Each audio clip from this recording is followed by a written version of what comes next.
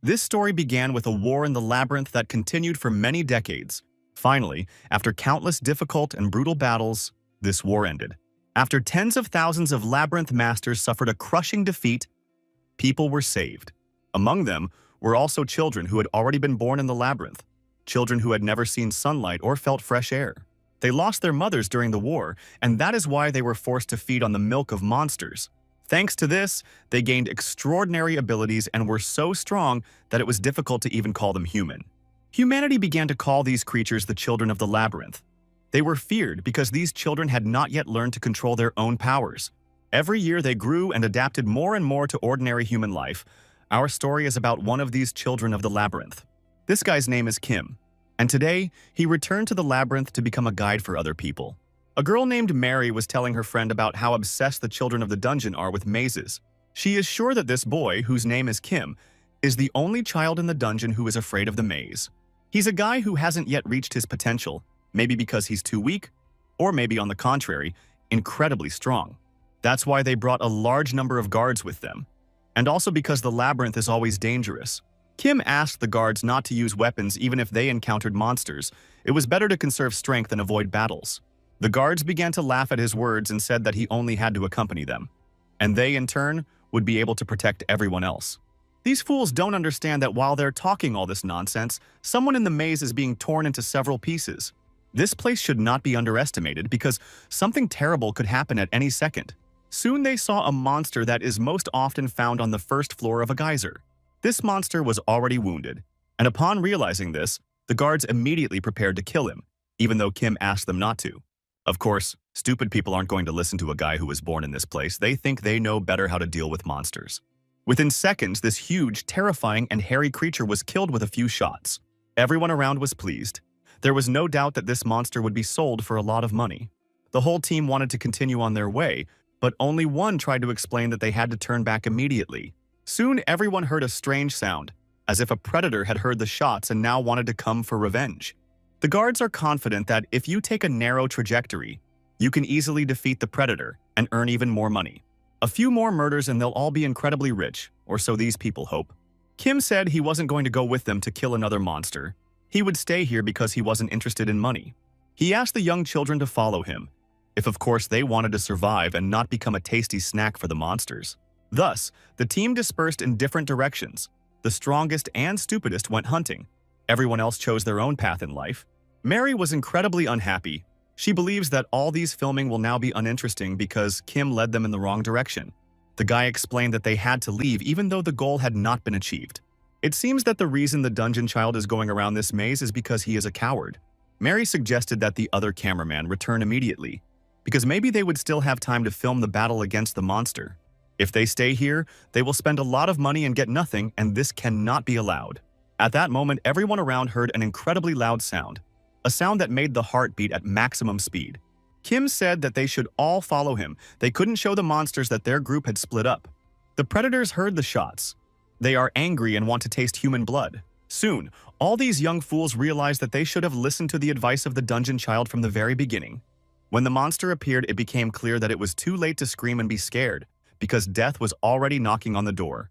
This monster didn't even say hello. It immediately grabbed the operator and tasted his flesh. This monster is called a wolf monkey. Only Kim has encountered such creatures in the past because he was born into this world. This monster did not come alone, which means that the camera crew was ambushed by the creatures of the labyrinth. If nothing is done, these monsters will soon kill everyone. Kim knows very well what the rules are in this place. He changed immediately, and all those people who previously considered him a coward should take their words back. In just a few seconds, you young guy conducted a complete analysis of your opponent's weaknesses. After the analysis was completed, he took out his sword and approached this huge wolf gorilla with lightning speed. He doesn't have time to fight each of these monsters for a long time, because Mary is in mortal danger and cannot defend herself. We will have to hurry to save the girl and avoid a horrible death. There is no better way out of this situation than an incredibly fast escape. Kim warned that Mary should hold on tighter. Now they were going to have a real fight. It's not hard to understand the despair of the monsters, who had been planning to have a delicious dinner since the morning. But as a result, were left with nothing. Finally, Kim and Mary were saved. The boy realizes that the monsters are somewhere nearby, so he must continue his journey to the outside world. Mary cried all the time. She believes that her entire team died because of Kim. because he could have killed the monsters but didn't. I had to explain to this girl again that Kim was just a guide in the dungeon, not a personal bodyguard. There was not a single word in the contract that he had to fight monsters and risk his own life. Mary hired a few fools who had never been to the dungeon, all of whom ignored the guide's advice, so Kim was not to blame for anything. If all these mentally retarded team members had listened to him from the beginning, everyone would have been alive and wouldn't even have encountered the monsters. If Mary dies, he gets his money, so the guy decided to save her at the last moment. Kim is just doing her job and thinking only of herself, although this job may lead to an unexpected plot twist. That's exactly what happened in our story. During the conversation, everything around began to glow in bright colors, and Kim saw the emblem of the labyrinth in front of him. He said that they needed to get out of here immediately, but at that moment the floor beneath their feet began to crumble. A few seconds later, the young man and woman fell into a deep abyss and nearly died from the hard landing. At first, Kim was sure that the girl could not have survived the fall because only he had extraordinary abilities. He raised his eyes and saw that he was in the center of the maze, which meant he was in serious trouble. The guy wanted to look around and understand what was here, but at that moment the labyrinth emblem seemed to come to life. This huge snake, which seemed made of stone, began to attack within a few seconds. She bit our hero on the hand and named him the 230th Snake Liberator who would inherit this terrible dungeon. Of course, Kim didn't understand anything. He said he didn't want to die in this place, but he started to lose consciousness. Soon the boy opened his eyes and saw that he was in an unknown place. He couldn't understand anything, but in any case he was happy to be alive, even after the poisonous snake bite. His hand has completely healed, and he also feels like his body has become much stronger than before. Looking around, he began to guess what was near the entrance to the first floor and also saw Mary. He ran to the girl to check on her physical condition. Despite her injuries, she was still breathing. There are no doctors or medicines around. No one here can help her. Now is the time to think. Because Mary could die at any moment, we need to find a way out and save the girl. He asked her to wait a bit and assured her that she would soon be safe. But as it turned out, Kim kept his word. Soon they got out of the dungeon and headed home. It was already being reported on TV that at 9 in the morning, a terrible incident had occurred in the dungeon with the expedition team. 7 of the 9 team members died when monsters ambushed and wiped out the entire squad's fighting force. Miss Mary was saved by a dungeon child named Kim. Not even 2 hours had passed, and it was already being talked about on TV. Kim was glad that none of this was caught on camera, because he wouldn't be surprised if he ended up being blamed for the disaster. Soon Carol entered the room. He didn't know she was home, but it seemed like the girl was crying. He left her half of the money. It seems she just found out about it and was very scared. Kim asked the girl to keep the money for herself and not to ask where he earned all this large sum. The main thing is that he didn't do anything wrong. At this moment, a man appeared behind the girl. This was Kim's father, who wanted to understand what all this meant.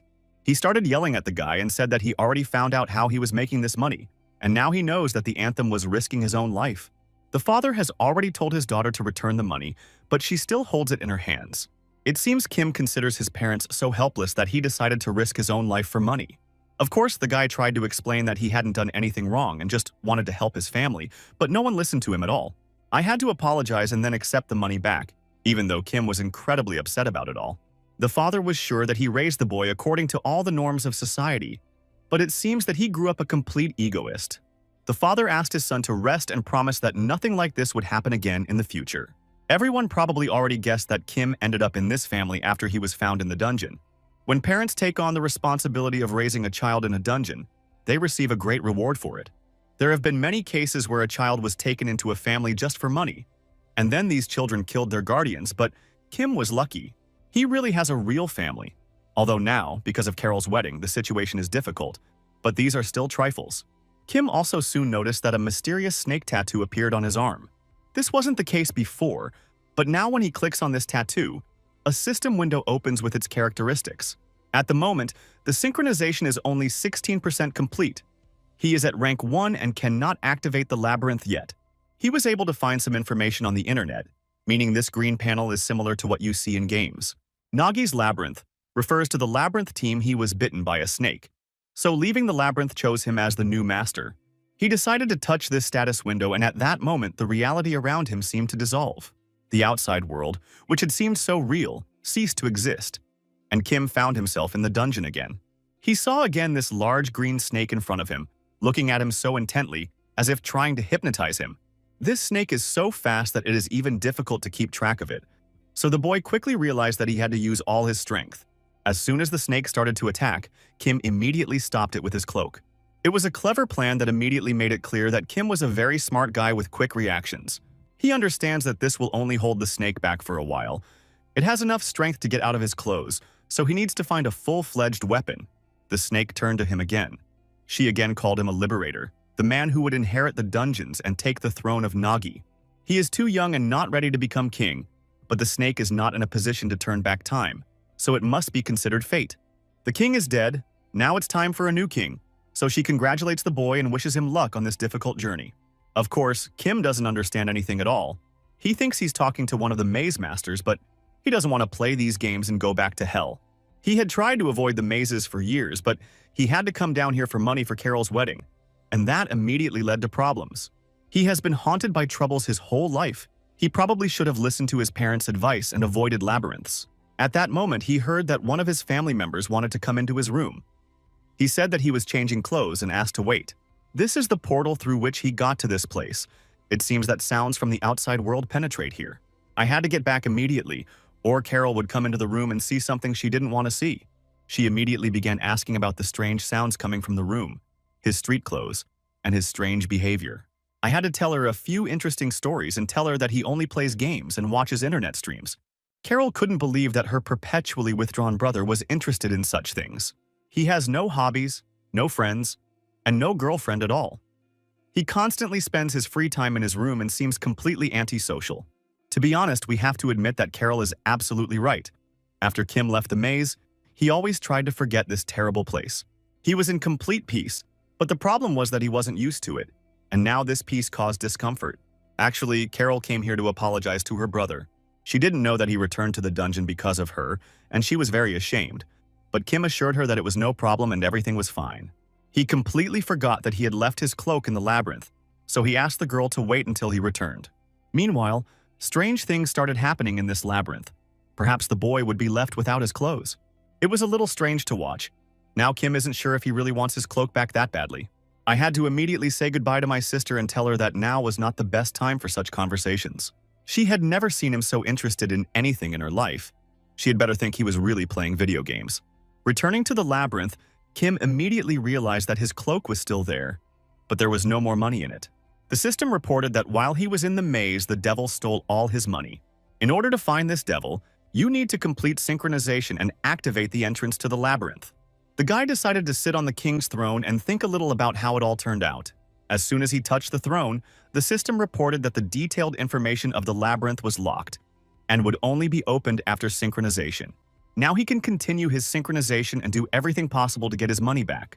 He's not going to leave here without money because he really risked his life for it and almost died. If it weren't for the money, he would have immediately returned to his room and forgotten about any labyrinth. The synchronization process was started. The characteristics check began, but it seemed like it was a very long process. He began to think that he'd better forget about synchronization and try to find the devil on his own. And it was at this moment that something interesting happened. The verification has been completed. The guy Kim has been identified as the Naga King. Now you can start the synchronization. At that moment, the labyrinth around him completely changed.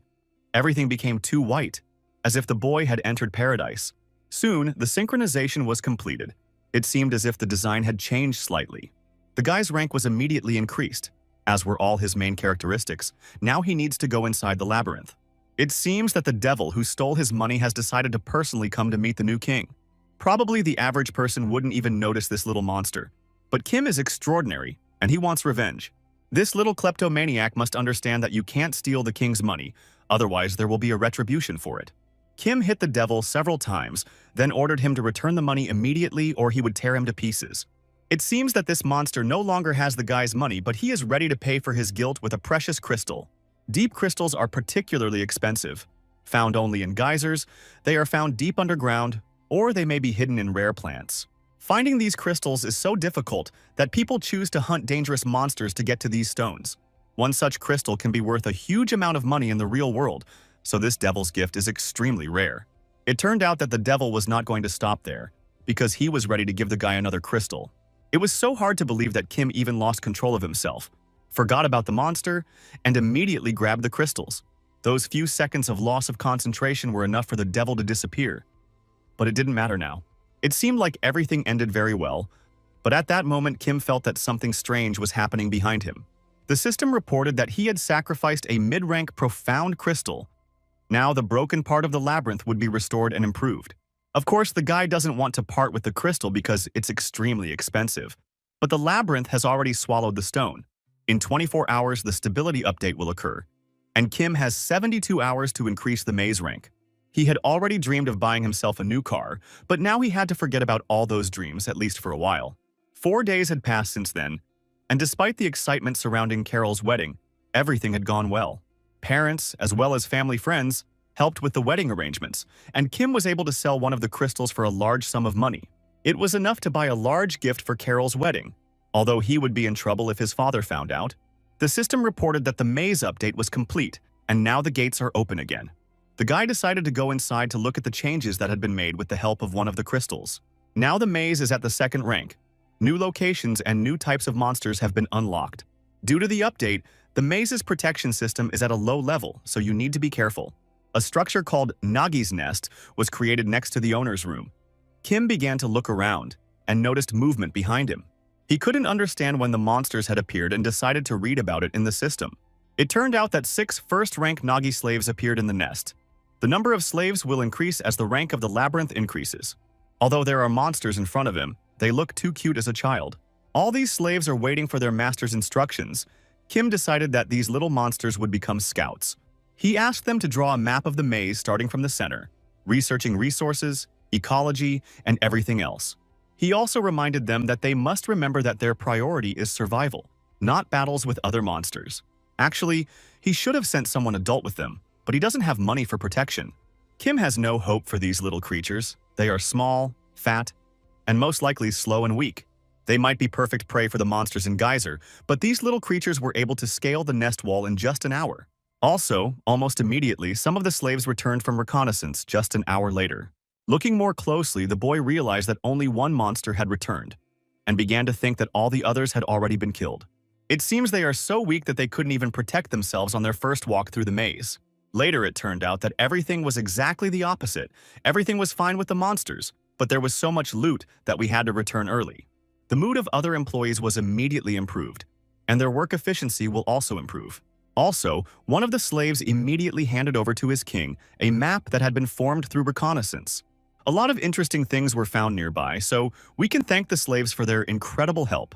These little creatures turned out to be much more interesting and powerful than initially expected. Kim also noticed many different things left in the dungeon from the time of the Great War, probably because there had been no people here for a long time. Looking more closely, Kim noticed small, deep crystals. The slave explained that he had seen many such crystals. Kim ordered these stones to be brought to him immediately, because a plan to make money immediately arose in his head. He doesn't know what will happen to the employees if he goes out into the real world now. Monsters could attack the maze at any moment. It's very dangerous to leave his small team alone, but Kim can't be with them all the time. The labyrinth brings him many benefits, not only money, but also opportunities. That's why he decided to donate a few crystals to help the labyrinth. It's strange because for the past 5 years, Kim had tried to forget about the maze, but as soon as he got here, the maze absorbed his thoughts. It seems that now he understands why the children of the dungeons are so obsessed with this place, and why they are willing to give their lives for the labyrinth. Despite the danger and constant darkness of Geyser, the unpleasant feeling never left him as long as he lived in peace and safety in the outside world. These feelings cannot be experienced or forgotten at all. To put it simply, Kim was constantly too bored. He was incredibly bored living in this ordinary and uninteresting world, but now he is the king of, and ready to restore the glory of the Empire. This fame will spread throughout Geyser, and then Kim will finally feel at home. Soon, the system reported that he could summon 1 soldier and 2 minions using the energy of the crystals. For now, that's all he's capable of, and it's immediately clear that the best option is to call in soldiers to defend the labyrinth. On the other hand, each soldier needs to be paid for, especially for their maintenance, so this should be done in moderation. The guy decided to find a balance and call 1 soldier and 1 servant, and soon the process was launched. Nagi appeared. He is a standard-type soldier, but it is immediately noticeable that he is indeed quite strong and physically developed. Kim wondered if the soldiers would have any weapons, but it turned out that these warriors were well prepared for any battle. The king informed the soldier that he would defend the vault together with the workers, and the beginning of their acquaintance was positive. Also, soon the system reported the appearance of the maid Nagi, for which the secret of Geyser was activated. It turned out that the maid belonged to the heroic rank. Her name was Dominicana, and she was much better than the standard maids. The Dominican immediately greeted her master, her voice echoing in Kim's head as if she were using telepathy. At the very beginning, the maid was ready to carry out the first order, so I had to tell her about the current situation. Soon, Dominicana learned that the king had not even finished the training process and then asked to look at the map of the labyrinth. She immediately said that next to the vault there was a place with hidden crystals. They needed to be found immediately, and Dominicana was ready to help. It turned out that there is a stalactite cave in the labyrinth. The walls of the cave are quite thin, so they can be easily broken to get to the crystals. Sometimes crystals can be obtained during the processing of other minerals. Even if the plant with the crystal is small, you can always take the flower with you. Geyser plants are quite hardy, so they do not require special care. Dominicana also said that they must protect this area, since it is part of the labyrinth. The nearest passages are easy to defend. There is drinking water here, but don't think that everything around is too safe. Nearby is an area with wild monsters. This area is called a hunting ground. There you can earn the opportunity to summon even more soldiers and servants. Kim was pleased. He didn't even suspect that there was someone in this place, someone Kim could talk to. He explained that he came from the outside world and had no intention of leaving the labyrinth, but sometimes he would have to return home. Since the labyrinth doesn't have a core yet, monsters shouldn't come here yet, although you can expect anything from Geyser. Dominicana recommends summoning more soldiers and servants to improve the labyrinth before it's too late, and constantly collecting crystals. Dominicana cannot help with crystals because only a master, that is, the master of the labyrinth, can release energy from these plants. Kim immediately wondered what would happen if he couldn't meet the standards of this place. The maid said that some slaves might leave or revolt, but even if the monsters harm the lord of the labyrinth, they will not be able to take over this place because only Kim can be king. The Nagi aren't stupid enough to try to start a riot because the whole of Geyser will find out about it. They have a lot of work ahead of them. They need to forget about conversations for a while and work actively. Soon, Kim returned to the real world and decided to earn some more money with the help of crystals. The shop owner was surprised because even famous warriors don't bring that many crystals. Over the past 5 years, the professionalism of researchers has declined, so crystal supplies have decreased significantly. The man is not going to ask where exactly Kim gets these stones, but he wants to offer a contract. The guy lived far from the geyser for a long time and has no idea what the situation is there now, so this contract can help him find out what's going on in the dungeon. Kim is ready to sign a contract, but in return he wants to find out information about the labyrinth. These are pretty good terms. Kim decided to ask the right questions from the start and talk about hell spiders. These spiders are difficult to defeat, but each of them has a deep crystal that can be sold profitably. Kim replied that he was going to decline the offer and that he was not hunting monsters. The store owner reminded the guy that he had a family to take care of, especially considering their financial problems. It was a big mistake on his part to talk about the Kim family because it could make the guy lose his mind. It seems as if this man was trying to get information about the boy, and he could be severely punished for this. Realizing that the situation was getting out of control, the man immediately asked the boy to calm down and said that he would work with the strongest children in the dungeon. They don't have as soft a character as he does, but this can be of great help to both parties. It's hard to trust single children who have nothing to lose in this life. They've been taking care of themselves for a long time, so they don't know how to take responsibility for others. Of course, Kim is completely different. He has a family he wants to protect, and for that he is ready to do anything. If anyone even touches his family members with a finger, he is ready to demonstrate all his strength and anger. The conversation was over. Kim ordered not to forget to transfer him the money for the crystals. And sometimes our main character falls asleep and sees events from the past that make his heart bleed. In those days, when he was still an ordinary dungeon child, he had to fight for his own existence. Sometimes huge, horrible creatures came to feast on human flesh, and it must be admitted that these were difficult times. All their lives, children worked for the labyrinth, but sometimes they still became victims. Duke Geyser could come without warning and eat a few children if he was in a bad mood. During the most terrifying moments of his sleep, Kim would wake up and finally feel safe. Lately, after talking to the owner of the crystal shop, he has been mentioning hell spiders too often. Now, dreams from the past constantly remind me of myself again, but you don't have to worry because those days will never happen again. Now Kim has a completely different life. Now he is the king of the maze and must be responsible not only for his family, but also for all these creatures. They don't look at all like horrible huge monsters that crave human blood. They are small and cute creatures that you want to hug. Kim has long been accustomed to various strange things because he was born and raised in a labyrinth. Perhaps it is because these creatures are not like the usual maze monsters that he is not so nervous when he sees them. Hell spiders live not far from here. It's great that they are far from the vault, but other monsters can still come here. Dominicana said that there were only a few seconds left until the update. Now the maze would be upgraded to the 3rd rank. Now you can call in more workers and also have access to new buildings. Of course, the most important news is the creation of the core of the maze. If this core is destroyed, the maze will be deactivated. Each maze has a power limit. From time to time, things will appear in it that increase this level. Dominicana said that if Kim can survive after the destruction of the core, he will be able to rebuild the labyrinth again. Due to the activation of the core, the nearest creatures and monsters learned about the existence of the labyrinth, so a pack of rats is approaching this place. It is necessary to immediately increase the number of troops, because they will not be able to defend themselves with just one soldier. Kim had never seen these soldiers defending a maze before. In theory, only a few soldiers could defeat a pack of rats. Soon, Kim ordered the system to summon another soldier and 2 Nagi warriors, and now the labyrinth could feel safe. These warriors turned out to be much stronger than expected. They can even challenge wolf monkeys. At this moment, an interesting situation occurred, which immediately caused a flash of sad emotions in my soul. Nagi's workers are the latest mutated version of a high-ranking. This kid is looking at the version he could have become, but didn't. This little one continues to follow orders but looks lethargic and upset. He has more energy than the others, but the difference in work is almost invisible. At this point, Kim called all the members of the labyrinth to him. He said that it was time to go on a little excursion. Respect is of great importance to these slaves, so you shouldn't hide them at such a dangerous moment for the labyrinth. They might get offended. Kim will personally make sure that no one is in danger. He will protect them at all costs. This decision could lead to an increase in the fighting spirit of the labyrinth. Kim chose the right strategy from the very beginning. It's time to show the rats who dared to come into this maze who's boss. Meanwhile, the rats were approaching the cave. They had been waiting for this moment for a long time. Their tasks are quite simple: to eat baby snakes and commit terrible crimes against women. They are sure that the new owner of the labyrinth is just a fool who will not be able to stop them. Their boss has the largest horn of all the rats, which means he is the strongest and smartest of the entire army.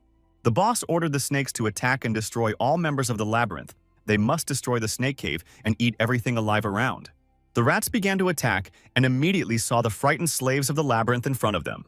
It seemed that these kids could really suffer, but at that moment a new king intervened in the battle. He wants all his warriors to show what they are capable of and destroy every nasty rat. It turned out that Kim had a fairly large army, ready to carry out any order from his king. The rats realized that they were in big trouble. They were trapped, and now they were forced to pray and beg for salvation. Let's talk about what was happening among the rats before this event. These rats have to work constantly, otherwise they will be eaten, because their owners are very big and strong. Their owner decided to tell about a way by which rats can become as strong as he is. Perhaps each of these little creatures can become the new master of the labyrinth. When it came time for battle, it didn't really matter because Kim and his team worked perfectly. The boss, called Tretch, said that if he could absorb the pearl, he would become stronger and protect his army. When he speaks of the pearl, he means the core of the serpent's labyrinth, so that is precisely his goal. He is sure that if you can do it, then no one will tell his army what to do anymore. The rats must protect their boss and pave his way to the pearl. If they can do this, they will no longer be treated as prey. They are no longer going to bow their heads and pretend everything is normal. They are not going to turn a blind eye when their brothers are killed and eaten. Tretch must run forward and save the rat world, or destruction awaits them. Kim doesn't know what's going on in the minds of these rats. He only sees that these creatures have come to destroy the maze, and he wants to stop them. Tretch was already very close to the core. If he could eat this pearl, then everything would be over. Of course, the king could not let this happen, so he took out a long spear and prepared for an accurate strike. At this moment, the system reported that the altar had been attacked, and its strength had been halved. Tretch was very close to destroying the pearl, but at the last moment the enemy's weapons stopped him. He can be understood. He only wanted to save his brothers and sisters, but Kim stopped the rat at the last moment. This big rat got too close to the core. Kim didn't expect that he could sacrifice his army in order to get closer to the pearl. We'll have to be much more careful next time, but today we can smile, because after defeating the boss, the rat's fighting spirit disappeared. The defeat of the entire army is only a matter of time. If Kim knew how weak these rats were, he wouldn't even worry. They may win through sheer numbers, but they are unlikely to be stronger than ordinary Nagi workers. Rumor has it that people found rats in the labyrinths and forced them to work. which sounds horrible and reminds us of children in dungeons during the war. Nagi's soldiers performed admirably. They are very flexible and strong and have almost no fear. Due to their long tails, their center of gravity is always in a free position, so they are very fast and strong. It turned out that there was a being who had been watching the confrontation between these two armies all this time. It was a man in a hood. This man immediately returned to his territory and said that the rats had been defeated. He also said that the owner of the snake maze was very inexperienced. It was noticeable that this was all happening to him for the first time. It seems that this man's boss was very unhappy that they lost an army of rats and did nothing. We will have to collect even more rats and also add mercenaries to them, all of whom must prepare for war. Someone managed to declare that a descendant of the dragon had appeared. Even if it was ancient blood, it was enough to protect a weak-level labyrinth. In any case, something amazing awaits them in the future, so they need to prepare in advance. Meanwhile, Kim received the title of Rookie Commander, although it is not a very high title, but it is enough to start. Kim is still not very happy with this battle. The rat leader was able to enter the ruler's room. And if he was not interested in the core, then everyone else would have suffered. Of course, it's a good thing that their first rivals were rats, because they aren't too powerful and strong. If the situation in Geyser doesn't change, they could be destroyed at any moment. So we need to come up with something.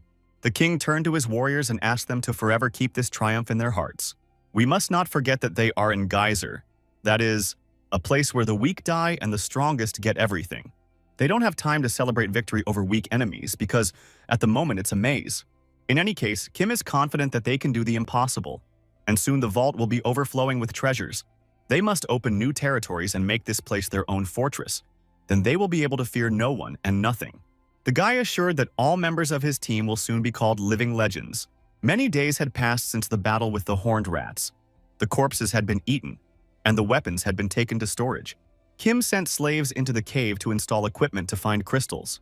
All other workers, along with security, were ordered to go in search of crystal plants. In the future, Kim wants to create 2 squads, hunters and patrols. But right now he doesn't have enough depth crystals to summon. Also decided to use rat horns and sell them to a man he knew. These horns are often used among people. Of course, this seller, whose name is Sun, by the way, is more interested in deep crystals, but they have been hard to find lately. After they talked about money, Kim decided to mention hell spiders. He needs the crystals too badly, so he hopes that Sun's offer is still valid. The man replied that the first team had already set out to search for the monsters, and if Kim wanted to join, he still had a chance to do so. Sun tried to find out what the boy's current level was. Kim replied that he didn't know, but he was born and raised at level 12th. I couldn't even believe those words and thought the guy had completely lost his mind. Kim assured him that he was born and lived in the labyrinth of one of the Dukes of Geyser. So he was a child of a high-level dungeon. Now Kim doesn't even realize the power of the children of the dungeon, because he hasn't gone down there since the war ended. He doesn't know any information about the dungeon, which is why he wanted to talk to Sun about it. The man explained that each child in the dungeon has a level after birth. This level is equal to the floor on which the child was born. The first levels are only slightly stronger than an ordinary person. The middle levels are included in armed detachments of soldiers. The higher levels are in monster territory, meaning the kids from there are also incredibly strong. If we talk about the 10th level, we couldn't reach it even during the war. It's the most dangerous territory. There is almost no information about the lowest levels, as there are too few dungeon children from those floors. If Kim is really so deeply born, then he doesn't need to explain all this information because he is definitely one of the strongest warriors of humanity. Sun tried to understand what superpowers this guy had, but our hero doesn't like such questions. He said he had no superpowers, but he could easily kill Sun with his own hands. This was enough for the man to stop asking stupid questions. Then Kim said something strange. He asked not to talk about his high level, but to say that he was not that strong. Because of these words, he will lose potential earnings from cleaning the dungeon, but the guy is ready to go for it. Then he returned to his hideout and saw a rather interesting situation. Dominicana gathered the workers around her and said that in the future legends would be told about them. Kim's latest motivational speech must have made a strong impression on her, and now she wants to repeat after her master. The girl said that finding crystals in the cave was successful, and they were also able to find several plants with crystals. Kim received the crystals and immediately began transforming them into the energy of the labyrinth and summoning the Naga. He also said that he would be out of the maze for 2 weeks because he would be fighting hell spiders. Flowers with crystals grow too slowly, and each spider carries a lot of crystals with it, so attacking spiders is more rational. He also said he wanted to summon an archer, and soon the standard form of a green slave appeared. The king ordered the archer to go to the gate and defend the territory with the soldiers. The energy they received over the past few days has already been completely spent, so they need to look for crystals again. Finally, he asked them to change the size of the portal through which he enters the maze, after which they said goodbye. A small briefing among the soldiers began at the gate of the geyser. The commander of this expedition will be a girl named Lenara. She knows that most of the team members already have experience, so she is sure that everything will go quickly. For 2 weeks, they will destroy the hellish spiders that have reached the second level. The expedition team will consist of 22 people. Speaking of the cleanup team, there are 7 people. All the rest are regular researchers. The gates began to open, and the team prepared to enter the dungeon. Lenara immediately explained that they needed to move quickly. She hoped that they would reach their goal and suffer no losses at all. But reality is always worse than expectations. As soon as they found themselves in the dungeon, they immediately felt this incredible horror and risk of death when they encountered the whip lizard. When fighting such a monster, you must always beware of its large tail and front legs. The cleanup team is not very happy, because it's hard to make serious money by destroying such a monster. They hoped that the expedition team would pass the selection, but as a result, they see that all these people have no training whatsoever. More than 10 years have passed since the war. The most experienced and strong have already made a lot of money and retired. Kim wasn't going to sit around and watch ordinary people being destroyed by a monster. He came here to take action. Lenara was surprised by his actions, but nevertheless continued to give orders and prompt the soldiers. They were unable to save the man who was in the monster's arms. Unfortunately, this guy died. We need to escape immediately before the smell of blood spreads around. But first we need to check the deep crystals. Lenara looked at the guy with the sword and said that he had good skills and quick reactions. The skin of the worm lizard is quite strong, so Elder Song was not mistaken when he took a guy named Kim to this team.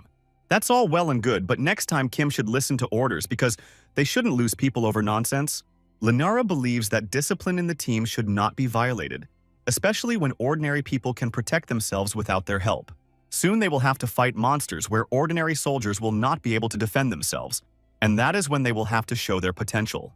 Kim asked the team commander not to worry and assured him that there would be no problems in the future. As expected, the attitude towards ordinary people and children of the dungeon is different. Kim quickly realized this. When someone from ordinary people dies, almost no one cares.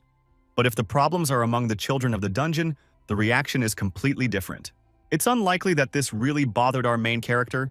He decided to continue his journey and a week later found himself on the second level of Geyser. During this time, the team managed to lose 3 junior soldiers as well as find the necessary crystals. The soldiers immediately began to calculate the potential profits. They don't even understand that in order to make money, you have to get out of the dungeon alive. Each of them is already dreaming about spending the money they receive for the crystals. This is a sign of the inexperience of the mind. One of the cleaning soldiers said he was starting to get worried because something wasn't going according to plan. At the very beginning, they planned to catch up with the first group, but now the tracks are becoming too chaotic. It seems as if the first squad encountered the spiders and a battle broke out, or something worse. Their traces can be found absolutely everywhere, and some soldiers also began to hear strange sounds. Deep crystals began to fall from above. The soldiers tried to grab them with their own hands, but their bodies were stuck in the air. Upon hearing this strange story, Lenara immediately loudly ordered all members of the expedition to prepare for battle. Through her experience, she quickly realized that all of these were signs of approaching danger. Looking more closely, you can see that above their heads are the bodies of the first squad, wrapped in cobwebs. After the soldiers saw this with their own eyes, they would not be able to sleep for a long time. Now it was clear why the tracks were around. Lenara ordered to immediately retreat and prepare for danger. As soon as she said all these words, she immediately heard something very scary approaching behind her. At this moment, the battle began immediately. Lenara demonstrated from the very beginning why she was appointed commander of this team. With one move, this girl cut off the spider's head and ordered the children of the dungeon to immediately attack the monsters. While the researchers hide in the bunker, the children of the dungeon must clear this area. During all these orders, Lenara lost her concentration a little. She almost died, but Kim came to her aid. He sensed danger and was there with his sword in time. Maybe now she will respect this guy even more. The children of the dungeon must protect the explorers, but the number of opponents is increasing with every passing second. These spiders are huge and very creepy, as we remember. They are the ones who sometimes come to Kim in her dreams. On the other hand, the children of the dungeon are also not at all fearful creatures who immediately cry and run to their mother. These children were born in a labyrinth. They nourished themselves with the milk of monsters and from childhood felt comfortable in the dark. Such rivals can hardly be scared. To be honest, the children of the dungeon themselves can scare anyone. The fierce battle was in no hurry to end. All these spiders were ready to fight to the very end. The children of the dungeon are ready for any dangers, so they are not going to give up without a fight either. If you pay attention, each warrior has his own special technique, thanks to which he tries to defeat his opponent. Each of these dungeon children is special, and that's what makes this team so fun to watch. The soldiers could not believe that during such a difficult battle, the children of the dungeon had time to joke and smile. Looking at the world through their eyes, it was difficult to understand how people could smile while looking into the eyes of their own death. That's probably why the difference between ordinary people and dungeon children is so great. They're just different levels that shouldn't be compared. Kim had long been hoping to meet these spiders, which was why he was so uncontrollable during this battle. Not only the soldiers, but also the squad commander were amazed by his technique. Probably for the first time, Lenara began to wonder if this guy really only had a 7th level. Watching him chop the spiders into pieces, it seemed as if the god of death in human form was fighting before them. Soon, the area was cleared. Lenara ordered the wounded to be checked, and also to make sure that all the spiders were dead. The children of the dungeon were pleased. They finally warmed up a little, because it seemed that because of this boring journey, they would completely freeze in this labyrinth. This all seems strange. Judging by the records, hell spiders should live at lower levels. They had never risen so high before, especially if you analyze the records left after the war. It should also be noted that these spiders seemed too weak. Perhaps the monsters of the deep levels are not as strong as everyone thinks. At this point, Kim said something interesting. He assured the entire reconnaissance team that these were not hell spiders at all. These creatures belong to the same species, but hell spiders are much larger and also have stronger skin. Even their fighting style is different, as hell spiders do not engage in close combat against a large number of opponents. Usually these spiders behave quite cautiously, but today everything was a bit too aggressive on their part. Hell spiders are like shy guys, they will never make the first move. Meanwhile, the soldiers noticed that when they first arrived here, there was much less cobwebs around.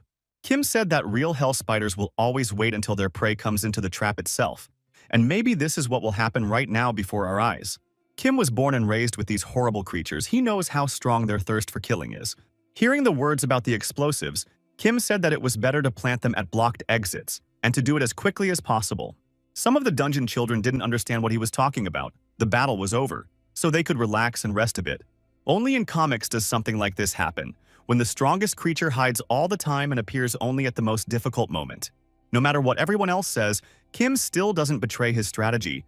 He's cautious because he feels that the hellish spiders are somewhere nearby. The other team members may laugh at him, but when the enemy appears, no one will want to smile anymore. The team captain approached the boy and tried to understand where he had so much information about these creatures. Soon, exactly what Kim had talked about so much happened. Real hell spiders appeared. That's when everyone realized that he had been right all along, and they should have listened to his advice. As happens in such situations, when danger approaches, it becomes too late to think. Kim kept saying that hell spiders were on a whole other level, and now it's becoming obvious how right he was. Terrifying creatures immediately surrounded the research team. Now they must act, and act quickly. The soldiers begged the children of the dungeon to save them, but when these boys faced death, they were not ready to die. Looking at this soldier, Kim immediately remembered what happened in his childhood. It is these moments that he has been dreaming about lately. It is these moments that make his body go cold and his heart stop. There are currently 2 hell spiders and 1 queen here. All the others are just low-level helpers. We must use all available explosives to create a path of retreat. Kim also said that there was no need to worry about the cave collapsing because spiderwebs were much stronger than you might imagine. Lenara quickly guessed that this guy had seen these spiders before and had a lot of experience fighting them. It was all too obvious. There's no time to think about it now. The monsters are becoming more and more numerous, and sooner or later the warriors will run out of strength. Half of the first squad is already dead, and soon this team may also go to hell. Now they must hold on and defend themselves until the explosives are activated. Some don't even understand why they have to retreat, because these monsters were the main goal of the expedition. It's strange to retreat once a target has been found, but on the other hand, that target may prove too dangerous. Some of the children of the dungeon decided to take the initiative into their own hands and become a hero. Kim tried to warn these fools that all this would only lead to serious problems, but still, no one listened to him. He has been proven right several times, but that is not enough for some mentally retarded soldiers to understand the seriousness of the situation. They will soon regret not having listened to Kim's advice from the beginning, but it will be too late. Maybe all the other guys will draw conclusions and be more careful, because if you don't learn from your own mistakes, There's no chance of surviving in the dungeon. Any weakness here leads to immediate death. They should have understood this as children growing up in these caves.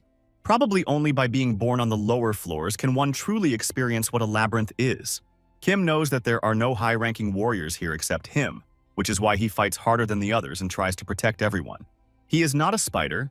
He does not have many arms, but he has a great warrior's heart that can lead him to victory. Now he doesn't want to pretend to be a hero. The slightest carelessness and he will die. That's a fact. He hasn't used the electric charge, which is one of his main skills, for a very long time. But today it needs to be fixed. This is the only way to stop these hellish creatures, and perhaps the only way to earn the respect of the other team members. The passage has been opened and now we must retreat immediately. Otherwise it will be impossible to escape from the spiders. Kim jumped high up to block the passage and the team from the spiders. He deliberately took this risk in order to save a large number of people, although he understands that he himself may be left face to face with a monster. Linera tried to change his decision, but guys like Kim always think about others. Finally, he told all the other team members that they would meet at the exit and everything would be fine. Now he finds himself with monsters trying to laugh at him. The spiders are sure that they have won. Kim has a completely different opinion. Strangely enough, now he feels like he has finally spread his wings. It's unlikely that they even understand what he's talking about. All that's left to do is have fun and throw a real party. At that moment, the gates of the portal of the snake labyrinth were opened, revealing that Kim was not alone at all. The king was visited by his friends. He immediately gave several orders and prepared for battle. The only problem is the biggest spider. This big guy is about to attack. The second level is too small and narrow to attack with such a massive body. If he behaves too recklessly, he will destroy the cave, so he must sit and watch all the other spiders. Seeing the monster army approaching, Kim ordered Dominican to stay behind the gate. He said not to worry because these spiders are not much stronger than horned rats. We must prevent them from entering and destroy all these sinful bastards. That is, send them to the realm of the dead. The party was started, and the Nagi warriors immediately got down to business and showed why the king valued their help so much. Kim enjoyed watching his army destroy the horrible creatures. They fight much better than he expected, especially the archer, who shoots like a cannon. A little later, Kim saw the Spider Queen start to move, something he had not anticipated. He felt like the queen should understand that her move could lead to disaster, but it seemed this creature was too stupid. She is willing to sacrifice her life as well as the lives of her troops to try to kill Kim and his team. Nagi's soldiers was mortally wounded, and some warriors began to lose their battles with the spiders. The situation is really getting out of control. The spiders have found a way to turn the tide of the fight and seize the initiative. In such a situation, the king must lead his army and set his own example of confidence and courage. You need to strike a few blows at the queen. This will immediately help raise the morale of the army. At this moment, Dominicana reported that the labyrinth gates were in danger. There are too many lower-level spiders around, but Kim is too busy with the Spider Queen. The queen was completely distracted by the gate and focused her attention on Kim. It would be dangerous to ignore her and let her near the gate, because there are weak warriors there who will not be able to stop the monster. Only after a few minutes of battle did Kim finally understand why the spiders had become so much stronger since their last encounter. Kim said that for him now, everything fell into place because he saw that they constantly carry spiders with them. The system reported that the Labyrinth Lord had sacrificed one good quality mid-level profound crystal. Kim ordered the sorcerer to be immediately called for help. It seems he has figured out how to turn the tide of this duel upside down. The sorcerer must destroy this huge spider and protect the territory of the labyrinth. The weak secret of Geyser was activated.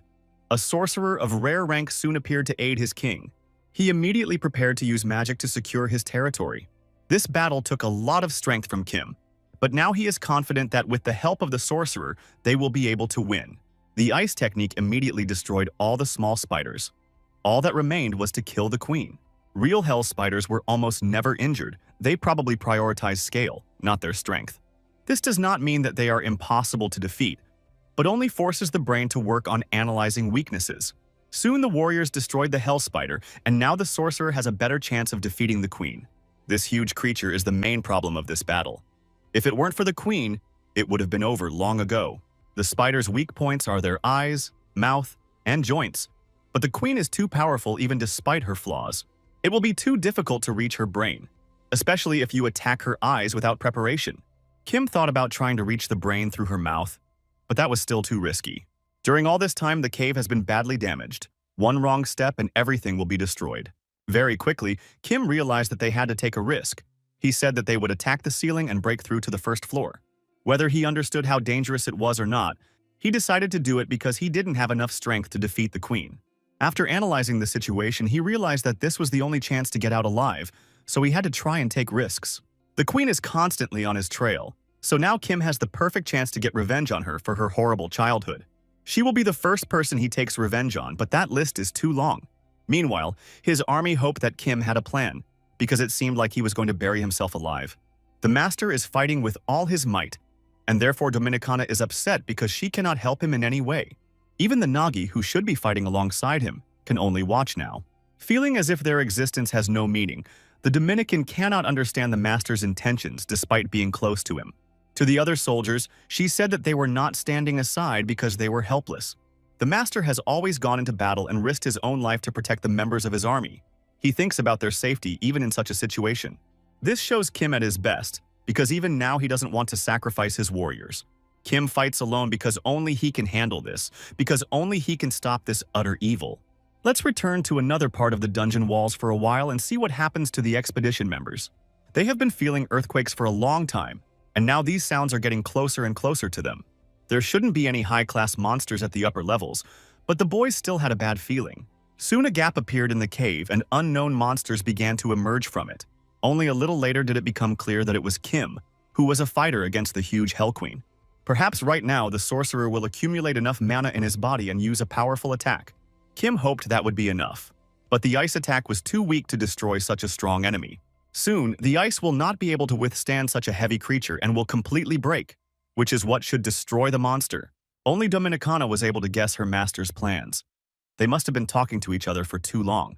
Of course, falling shouldn't destroy the monster. Kim did it just to gain pure attack power. It was necessary to create an opportunity for him to attack with all his might, and that should be enough. Dominicana said that they cannot let the spider escape. They must join forces and apprehend this creature. Once the spider is in the open position, the master will be ready to send it to hell. Kim has long said that hell spiders should live in hell, only there can they feel at home. His punch was extremely strong. There is no doubt that he had just shown his full potential. For his heroic victory, Kim received the title of a normal commander and significantly increased his authority. He destroyed the Hellduke's army and also earned experience points for his team. The master was upset that the sorcerer had not transformed, but for this he needed more experience points. After checking his loot, Kim saw 6 crystals of good quality, which had been obtained with the help of dead spiders. He sacrificed 2 profound crystals for the sake of updating the labyrinth. Progress must not stop. Also, the guy can't return empty-handed, so he will take a few crystals with him and sell them in the real world. The battle is over, but that doesn't mean they can relax.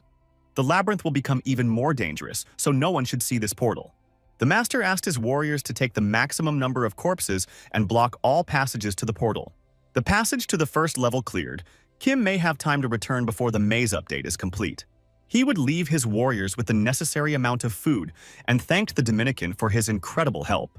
When he returns, he will definitely reward his warriors. This will happen in about a week. Let's move to the safe zone of the expedition squad. All this happened 5 days after the battle. The team members saw Kim in front of them. He was alive and almost unharmed, and it seemed like he had been waiting for them for a long time. He did all the dirty work in 5 days, although the plan was to clear the dungeon in 2 weeks. Lenara started asking a million questions. Kim explained that he was lucky to escape and he took advantage of this chance. In any case, he saved her life, so now he can ask his commander for anything. Kim replied that he knew she was also a child of the dungeon, so he wasn't going to ask her for anything. After that, he said goodbye and said he was going home, and he took all the loot after destroying the spiders. Lenara wanted him to tell her about the lower floors, but it was too early for such a conversation. Soon, the boy met with Sun. He brought him 12 high-level crystals and the grandfather was pleased. For this, you can get a huge amount of money and relax a little and live to your heart's content. Oddly enough, Kim is not entirely happy, but he is immediately ready to spend the money and buy himself a house. He asked Song to help him with this matter because he no longer communicates with Kim in the outside world. After that, he said goodbye and set off in an unknown direction, leaving Sun very satisfied. Meanwhile, in the dungeon, everything was going according to the master's plan, with Dominicana directing the process and keeping order. Kim returned shortly after, but looked even more tired than after the battle with the spiders. He can't constantly lock himself in a room and open a portal there every day, which is why he needs to live separately. He constantly has to argue with his father and explain to him the reasons for his absence. Dominicana said that the renovation of the labyrinth has been completed, although the external changes are not entirely visible. She said that buildings are not added automatically, but now they can be found in the list. Since they have a significant supply of crystals, you can develop and improve the maze step by step. A guest also appeared in this place. He is waiting for the master at the entrance. There is one team that comes to every maze. It seems like they are quite powerful if they can come to any corner of Geyser. This creature is called the Mysterious Merchant. He greeted the king of the Great Dungeon and said he wanted to work together. Now we need to understand how the merchant found this place in the first place, and it is important to find out the truth. The merchant said that he already knew about the labyrinth, as well as its new owner, who had defeated the hellish spiders. These rumors spread very quickly throughout the dungeon, but it still seems like the merchant is lying. Dark merchants from the black market watch almost everything that happens in the dungeon. Probably this territory is under the control of this creature. Even if you pretend that Kim is a rather strange person, you still can't let the merchant underestimate the new lord of the labyrinth. The merchant said that he wanted to maintain friendly relations with the new owner. To put it simply, he came here to have a sale. Black market sellers can be dangerous, but he can't just be kicked out of here.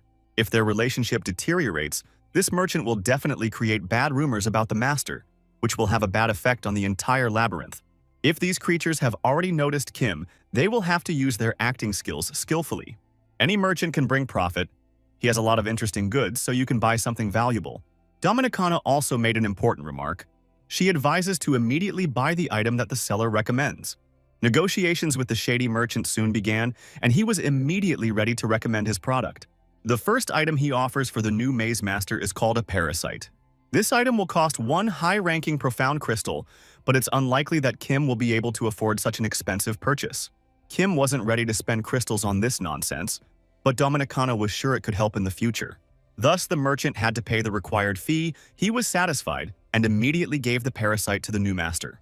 It seems that this is the tradition of merchants. At the very beginning, they show the most expensive artifact that is available. The Dominican explained that this artifact would be of no use until she tried it for herself, as disgusting as it might sound. Not a single piece of advice from this girl has turned out to be bad, although even just looking at this parasite makes me sick. Kim feels like he's becoming less and less human every day. Although, to be honest, he was also completely different before. The system reported that synchronization between the parasite and the host had begun. But for now, Kim is not at all worried about the outcome. He is more concerned with improving the maze and asks his assistant for a little help. Nagi slaves have now been added to the maze, as well as new combat forces to call upon for help. Dominicana is confident that the master possesses enormous combat power, so he can afford a rapid rank increase. This does not mean that the masters of other labyrinths are too weak. Most likely they simply do not want to go outside. You can now unlock new internal structures, such as a farm where you can grow vegetables and fruits for the slaves who work for the maze. It is also possible to open a training center, where you can start training slaves and improve your combat power. You can even open your own bar to collect information from neutral creatures who will come to visit the labyrinth. There are many other options, such as a forge, laboratory, and temple, all of which improve the physical and magical state of the labyrinth. The master ordered the warrior archers to deal with the monsters near the labyrinth. Kim wants to summon more warriors, so it will be easy to do, especially after building a farm and a bar near the nest. The laboratory, forge, and temple require too much energy, so it's better to improve the defense first.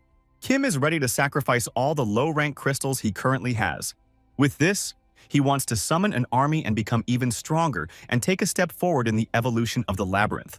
A week passed after these events. The expansion of the labyrinth was completed, and all the monsters around were also killed. All the warriors have set out to search for crystals and create traps. Some are training, and some are also defending the surrounding area. The map update will be completed in a few hours, meaning the maze is finally starting to look habitable. They seem to be too busy, lacking the deep crystals that can be found on the hunt, as well as in flowers. Now it becomes clear why the Spider Duke constantly started wars. Building a labyrinth is not an easy task. A few days ago, Kim arrived at his new house, a quiet area with almost no neighbors. The portal will close soon, so I decided to leave the labyrinth and rest a bit. He's been putting a lot of effort into working in the dungeon lately, so a rest wouldn't hurt. The parasite synchronization has been successfully completed. Now the parasite is trying to take over the body of its owner. At first, Kim didn't understand what was happening, but then he started to feel an incredible headache. A little later, he felt that something bad was happening to his eye, and he began to regret having tasted the parasite. His house is far from the city center, But that doesn't mean Kim is impossible to find. Lenara had wanted to come visit him for a long time, and after a long search, she finally found this place. When she went inside, she heard strange sounds. The girl thought that someone had attacked the owner of the house. Looking more closely, she saw that something had happened to his face. Kim looked like a monster. With a little buzz, everything calmed down. He apologized for her seeing him in such a state. The girl tried to understand what had happened. It felt as if half of Kim's face had burned in hell. The guy said that it was just a common labyrinth disease that was treated very quickly. Kim said that he contracted this disease on the 12th level of the geyser. Before this, it seemed that all the children from such deep areas had already died. It seems that Kim is the last child of the 12th level dungeon. Now it becomes clear where he got so much information about hell spiders. Now Lenara knows where he was born. Even if she tells someone, no one will believe her. The girl came here to find out if Kim would join her new expedition. She promised that on the new assignment he would be able to receive the highest salary. It was immediately apparent that she wanted him to become a member of her team. Oddly enough, Kim agreed almost immediately. For a long time he lived on the surface, but recently he began to think about returning to the dungeons. It seems that Geyser has changed a lot lately. Kim is ready to go on an expedition if his true level is hidden from the other team members. Lenara is incredibly pleased that such a talented dungeon child will be on the same team with her. She feels that everything will go perfectly. After that, they said goodbye and agreed to meet in 4 days. The expedition plans to descend to the 6th level and spend 2 weeks there, with a total team of 15 people. Most of the members of the previous team will be on this expedition again, and Kim is not very happy about this news. I had to explain to him that this team has been working together for a very long time. They understand each other perfectly and are ready to correct all their mistakes. In 4 days, they will meet and try again to stay alive in this hellish dungeon. It will be an interesting adventure. 4 days later, Kim arrived at Linar and prepared to enter the dungeon again. The girl immediately told the guy all the details and the approximate plan of their expedition. Soon, the team members appeared. Some Kim already knew, and some he saw for the first time in his life. Standing with his friends, Han and James, was a guy with a scar on his face named Jung. Now, Khan and James respect their partner Kim, although they used to openly laugh at all his advice. Now, these guys are happy that he is on their team and will do everything possible to make sure everything goes well. Lenara asked them to end all these conversations and prepare for serious dangers. The Nagi labyrinth for a while and see how sad Dominicana is. It seems that as soon as the master leaves her for a while, she starts having alcohol problems. It seems that she is in love with her king and cannot live without him. Everyone around her has long noticed changes in her mood. On the other hand, now they have a bar. So now Dominicana can calm down with a little wine, because before, at such moments, she would have real hysterics. She tried to eat the tails of other slaves and assured them that the tail would grow back, although she was not sure of that. Rumor has it that she has a secret room where you can find the master's used underwear and socks. It's hard to even comment on that. As soon as Dominicana heard the words about the mysterious room, she said it was a great idea. Now back to the expedition. This story is different from what happened in the past, where there were hired explorers and children of the dungeon. Since everyone here is from the same team, the dungeon children and the explorers behave as a single mechanism. Soon they will encounter monsters. Han will chase these demons and Zhang will cover the team from behind. Jian takes the position of captain. Despite being lower in level than Lenara, this strategy is best suited for teamwork. This is called the detection skill, allowing you to see all living creatures except those with the ability to hide, which has this cheating ability and can lead the team to victory in almost any battle. Soon, the team reached the entrance to an abandoned labyrinth, the other path blocked by wolf monkeys. If you go around the monsters, you will have to go through this passage, although it is dangerous. John can't see anyone with his skill, so he's sure they're taking almost no risk. After listening to all these words, Kim said that he did not mind going forward. Now they were listening to him because they felt his experience in the dungeon. Maybe through this journey he will see new ideas for building his own maze. It could be useful. Now let's move to the evil side of the dungeon, where they talk about a dragon that has been seriously injured and needs to be restored. They can bypass the area that was marked with blood. The distance for the master, along with the dragons, is enough. Everyone knows that in the dungeon, ancient dragons do not have much speed, so this entire process will take 3 months. If only the hooded creature did this, he would have time to go around the maze in 2 weeks, so it was decided to entrust him with this task. It turned out that this is a girl. Her name is the traitor Rickshaw, and soon she will play a big role in our history. Meanwhile, the expedition team entered the labyrinth and saw the room of the lord of this place. Only a few hours had passed since they entered the labyrinth, but they had not seen a single monster, nor had they seen any ambush. This labyrinth was abandoned after the war ended. which is why nothing of value was noted on the map. According to rumors, the military wants to set up a training base here, but only next year.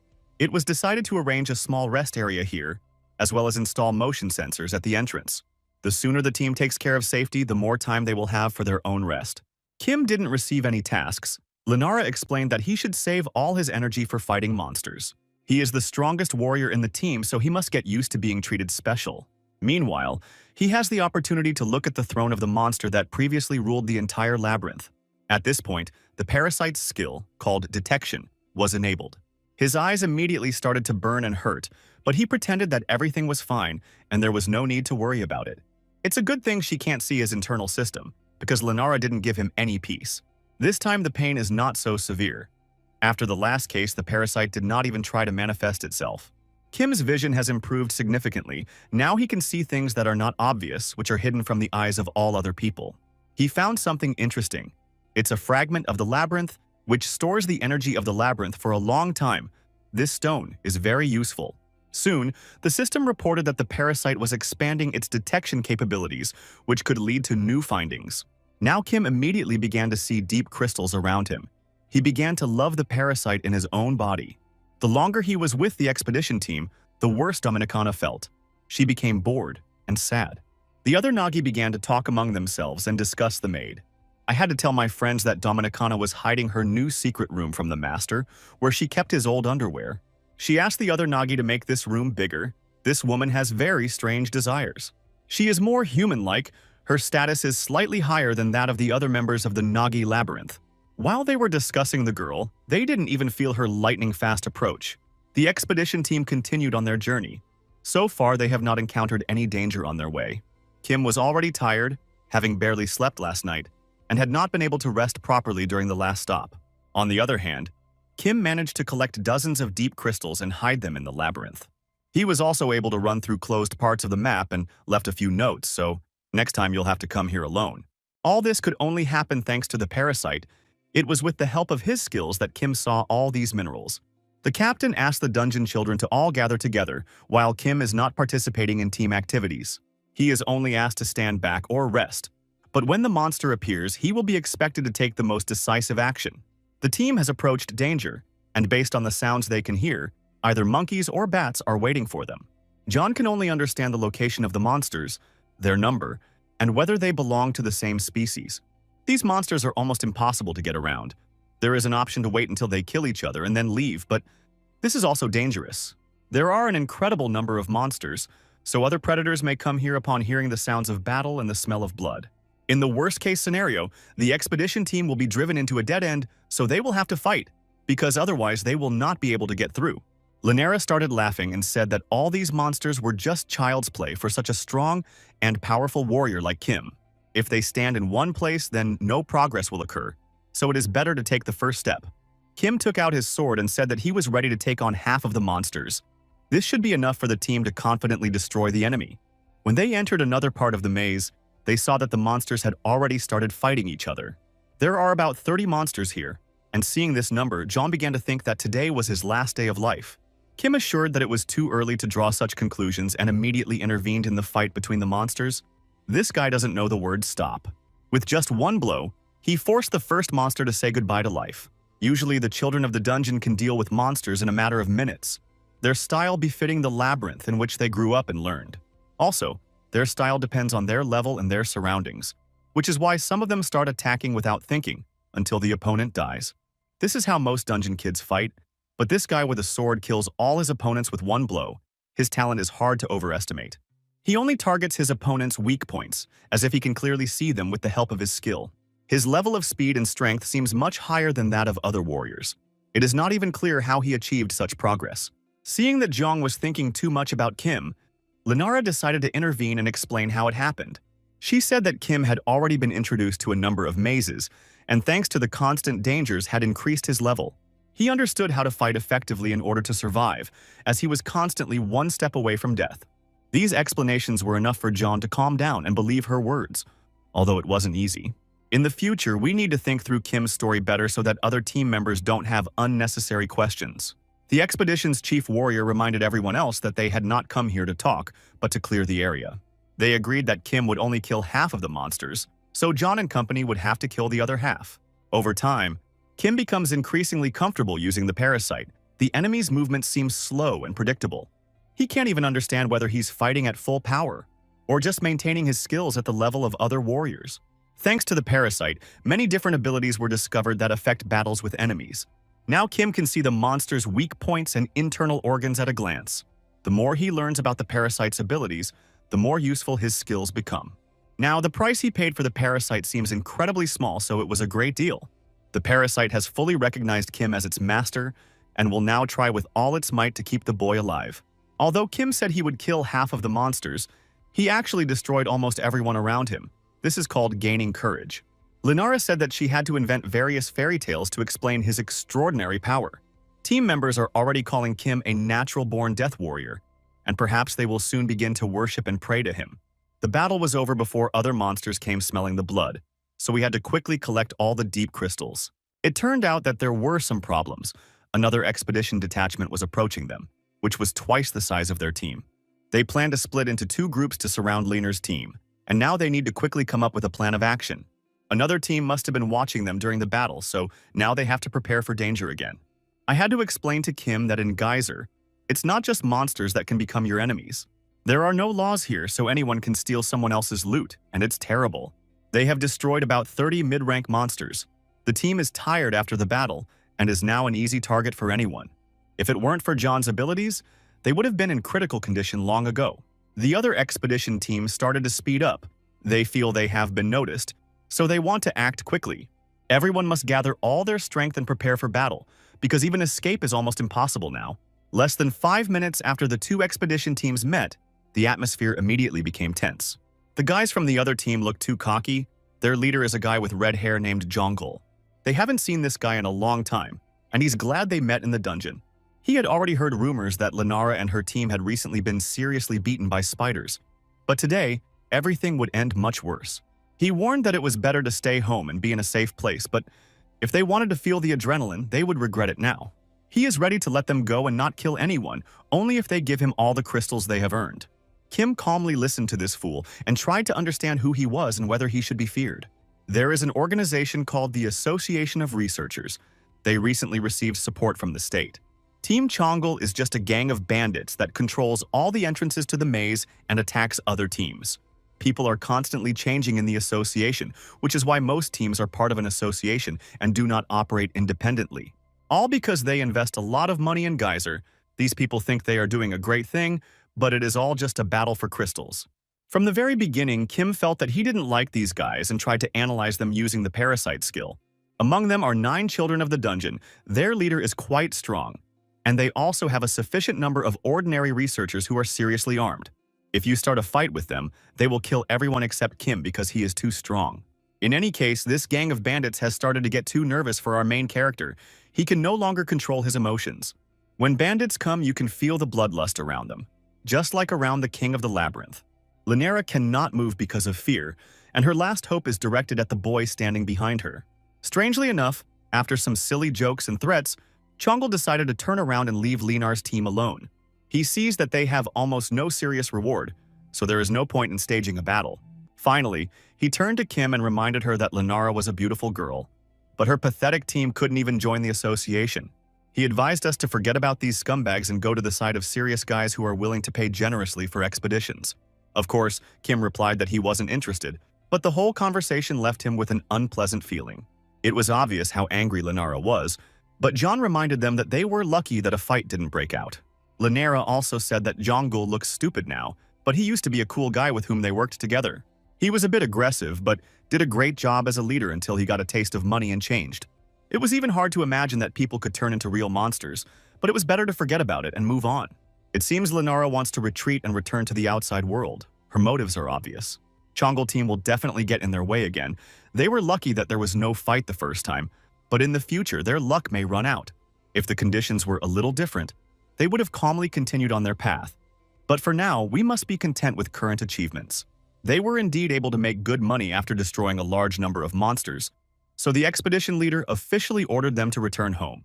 The way back turned out to be quite calm and safe, and after a week they returned to the outside world. Every time the expedition team descends into Geyser, trouble occurs. It's strange that they always come back in full force. Surely such luck can't last forever. After saying goodbye to Linar, Kim headed home and thought he needed to learn more about the Researchers Association and a boy named Jongle. Soon he came to Uncle Song. This man can always tell all the new information from the dungeon world. Because the association set a minimum level, the survival rate of conventional studies immediately increased. In the past, the children of the dungeon had no restrictions. They could take any number of explorers with them. That is why the mortality rate was very high. Only half of the team survived. Now the association has introduced new rules, and the community is satisfied with this. All parties in this world are happy. It's unlikely that Jonggul creates any problems, and even if he does it as covertly as possible. Sun also said that there are teams of human hunters, but little is known about this. High-level dungeon children join forces and attack other squads to take their loot for themselves. Kim thanked the man for the useful information and promised to check in with him later. This time he didn't bring him any crystals because he got paid immediately in cash. Although the community supports the association, it is interesting what caused Linar to hate the association so much. Kim doesn't see any problems with the association. He generally believes it's better not to interfere in it and continue living his life peacefully. Soon, he finally returned to his labyrinth. The expedition ended sooner than planned, so Dominicana was happy. She told me about the situation in the labyrinth and said that a guest had visited them again. This time it wasn't a dark merchant at all, but a hired low elf, something new. The lower elves are devoid of any loyalty or sense of self-worth, and this should be known from the very beginning.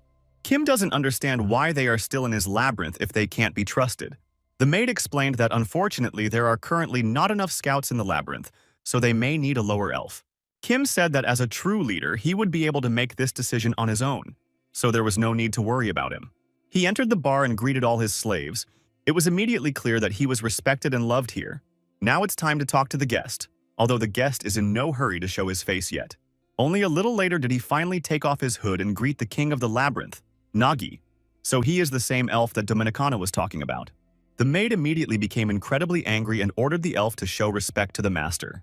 The elf had no choice but to bow to the king of the labyrinth and say a million beautiful words to Kim. The elf said that his name was Rickshaw. He was a low elf mercenary who had come here for negotiations. The elf had never seen a person from the outside world occupy the throne of the labyrinth before. She wants to make sure Kim is competent enough to use the services of an elf. She specializes in escorting, scouting, and gathering useful information, making her a perfect fit for Nagi's labyrinth. Soon after he told them that he was hiring an elf for work, everyone immediately noticed how much the Dominican didn't like the news. Strangely, earlier she herself had said that they needed a scout, so now it was unclear why the maid was so angry. They decided to continue the conversation while exploring the maze, but we immediately noticed that Rickshaw very quickly became a personal enemy of the Dominican. The elf immediately noticed that everything around was completely out of order, nothing worth paying attention to. The core of the labyrinth is not even protected. It can be seen from the corridor. He found no ambushes at the entrance to the labyrinth, and the slaves showed no sign of taking the matter seriously. It's unclear what Kim is trying to achieve. It seems like he doesn't fully understand that he is the master of the maze. The elf immediately noticed that some slaves did not want to work and were constantly looking for opportunities for games and amusements. Kim explained that the slaves had a day off today, and because they had no tasks to do today. Of course, the elf was shocked. She had never heard of weekends in labyrinths before. It had to be explained that providing slaves with sufficient days off and food was much better than forcing them to work themselves to death. The more you use your muscles, the less effective they become. Kim looks at it all from the perspective of maximum efficiency. The elf immediately realized that this labyrinth would not last long. This hopeless place was just waiting for its death. Soon this conversation ended and several days passed. Kim was not very happy because the maze was developing quite slowly. To be more precise, they have too few deep crystals, not even enough to pay their salaries. The only good news is that they have enough food and water, but it's not enough to be satisfied with the situation. From time to time, soldiers hunt monsters near the labyrinth in order to collect crystals and other useful materials. They get about 3 low-level crystals per day, meaning they have too little energy. Kim thinks more and more about how he used to spend too much on various nonsense, especially the amount of crystals he spent on soldiers. 2 soldiers died in the last battle, so now he has about a little less than 50 warriors. The larger his army becomes, the harder it is to command each soldier individually. Thanks to the scout, they learned how to fight wild animals, but because of this, soldiers are constantly dying. This cannot continue. Their soldiers are quite advanced, but they keep dying, and therefore the master cannot understand what is happening. Previously, Kim was sure that the maze had 15 floors, but Dominicana explained that this was not the case at all. The labyrinth must have absorbed him from the beginning, and after he took the throne, the labyrinth returned Kim to his previous place. Sometimes labyrinths find their masters this way. Unfortunately, Kim only realized this today. Now it is clear why all the expedition's belongings were left after the war, because it was the most remote part of the geyser. Dominicana has never left the maze since the call, so she herself does not know where they are. There are no guarantees that the labyrinth is at deep levels. Perhaps more information will become available in the future. Maybe Rickshaw will be able to get some answers to important questions because otherwise there's no point in him. It turned out that the elf had returned from reconnaissance and was enjoying a beer at the bar. As soon as Rickshaw met the Dominican, a new conflict immediately arose between the two, a classic situation. The master ordered them to calm down and began asking the scout questions. Perhaps she had learned something interesting. He wants to know what level the maze is on, but it's not as simple a question as it seems at first glance. Rumor has it that people have divided the underworld into some categories, but Rickshaw grew up in the underworld, so she doesn't understand all of these categories. If the master wants, she can tell about all her travels that took place before he hired her. She said that next to Nagi's labyrinth is the labyrinth of the underwater Dragon King. All of these creatures were able to survive the war in the dungeon and remained alive. Rickshaw was there before coming to the Nagi labyrinth. These dragons have been around since the war. The master of the labyrinth is the king of the water dragons. Anak, he is the strongest of all dragons, and also a typical labyrinth master. The dragon defends its throne for a long time. Getting to that labyrinth is not difficult. It just takes a few days. Kim immediately guessed that if this labyrinth existed before the war, then its rank and number of warriors would be at a high level. If the labyrinths have unequal strengths, then the weaker labyrinth will certainly be absorbed by stronger rivals. When Kim was a slave in the labyrinth, he often saw battles between different territories with his own eyes. Rickshaw also said that most likely the Dragon Maze knows about the existence of the Nagi Maze. Between the two labyrinths is an area controlled by a predator, a blood leopard. The dragons tried to subdue the leopard but failed each time, although they hardly took risks without reason. The dragons will have to bypass the leopard's territory, and they are very slow, so it will take them about 2 months to get here. This time will be enough to prepare for the battle, and this is very useful information from the scout. A little later, Rickshaw told her how she knew all this because she used to work for dragons. Dominicana immediately started screaming and calling the elf various obscene words. They must have misunderstood her, because Rickshaw is just a mercenary and only does what she's paid to do. Now she has been hired by King Nagi, but if he wants her to fight against the water dragons, the elf is ready to refuse immediately. Kim calmed the girl down and said he wanted to learn from her everything she had learned while working for the water dragons. He is willing to pay any money for this information because he understands how important it is. After a week of getting all the information available, she left and took a lot of food with her.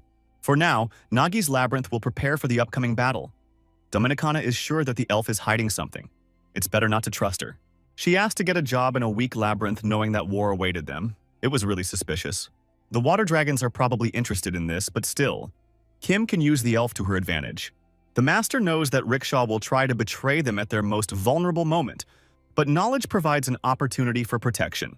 It will be useful if the dragons think that Nagi's soldiers are the entire power of the labyrinth, and also that they do not have deep crystals, and they are afraid of war. Kim was surprised to hear something about his rivals, especially that King Anak was sitting in the shadows after the war. Rumors reached him that humans had a weapon that could destroy him, although before the war he was confident in his own immunity. The dragon began to fear humans and hide, and now a human has become the king of Nagi. There is a hidden meaning in this. Kim said he would return in a few days and bring a gift with him. Upon returning home, Kim immediately called Lanera. The girl was sleeping, but she still picked up the phone. This is strange because almost no one calls her on the weekend, especially Kim, who has never tried to talk to her on his own accord. The fact is that the guy is ready to ask her for help. There are several items that he will soon need. A week has passed since that phone conversation. Let's see what the warriors in the Dragon Kingdom are up to. In this maze, they are confident that they can easily destroy their opponents from the Snake Maze. For them, this is just a game, not a full-fledged war. Dragons are the clear favorites in this battle, all due to class differences and the power of Great Blood. We probably shouldn't forget the number of defeats the dragons suffered in the battle with the Blood Leopard. So they're not the strongest force in the dungeon. Soon this whole company of monsters met little Nagi. They guessed that the labyrinth was already very close. The slave immediately started running away when he saw the strangers. Of course, they tried to stop him. The dragons will be able to find the entrance to the maze right away if they run after this little snake. At least that's what they think. Soon they were able to catch this little rat and prepared to make it suffer. Suddenly a cat appeared and saved his slave. He said that all the descendants of dragons are too loud. These words greatly angered the monsters, who had already prepared their teeth to destroy human flesh. Kim confidently looked at the monsters and declared that he was the king of Nagi and was not going to be afraid of anyone in this dungeon. Only now have the monsters realized that the king of the Nagi labyrinth is a human, and they must immediately tell Anak about this. It's unlikely they'll be able to leave here in peace because it looks like they've been ambushed. All these slaves only at first glance seem like small and cute creatures, but when the fight starts, they turn into Terminators. The Great Maid of the Dominican is also participating in this special operation. She has not left the labyrinth for a long time. Now the dragons will feel the power of Nagi. No one will underestimate the labyrinth of snakes anymore. Meanwhile, Rickshaw came to the dragon territory to fulfill her task. It's too scary around here. Everywhere you can see ambushes set up to take someone's life. There is no place to rest and very little food supply. Slaves are forced to do physical labor until their last heartbeat. This is what a real labyrinth is. The difference between this place and Nagi's labyrinth is incredibly big. Soon she found herself at the throne of the Dragon King and bowed before her lord. Rickshaw said that now the labyrinth of Nagi knows about the existence of the labyrinth among the water dragons, and soon they will begin preparations for battle. However, they find too few deep crystals due to a lack of manpower. Rickshaw wants to take advantage of their desperation and convince them to subdue the bloody leopard. Nagi's labyrinth, this battle will be easy to win.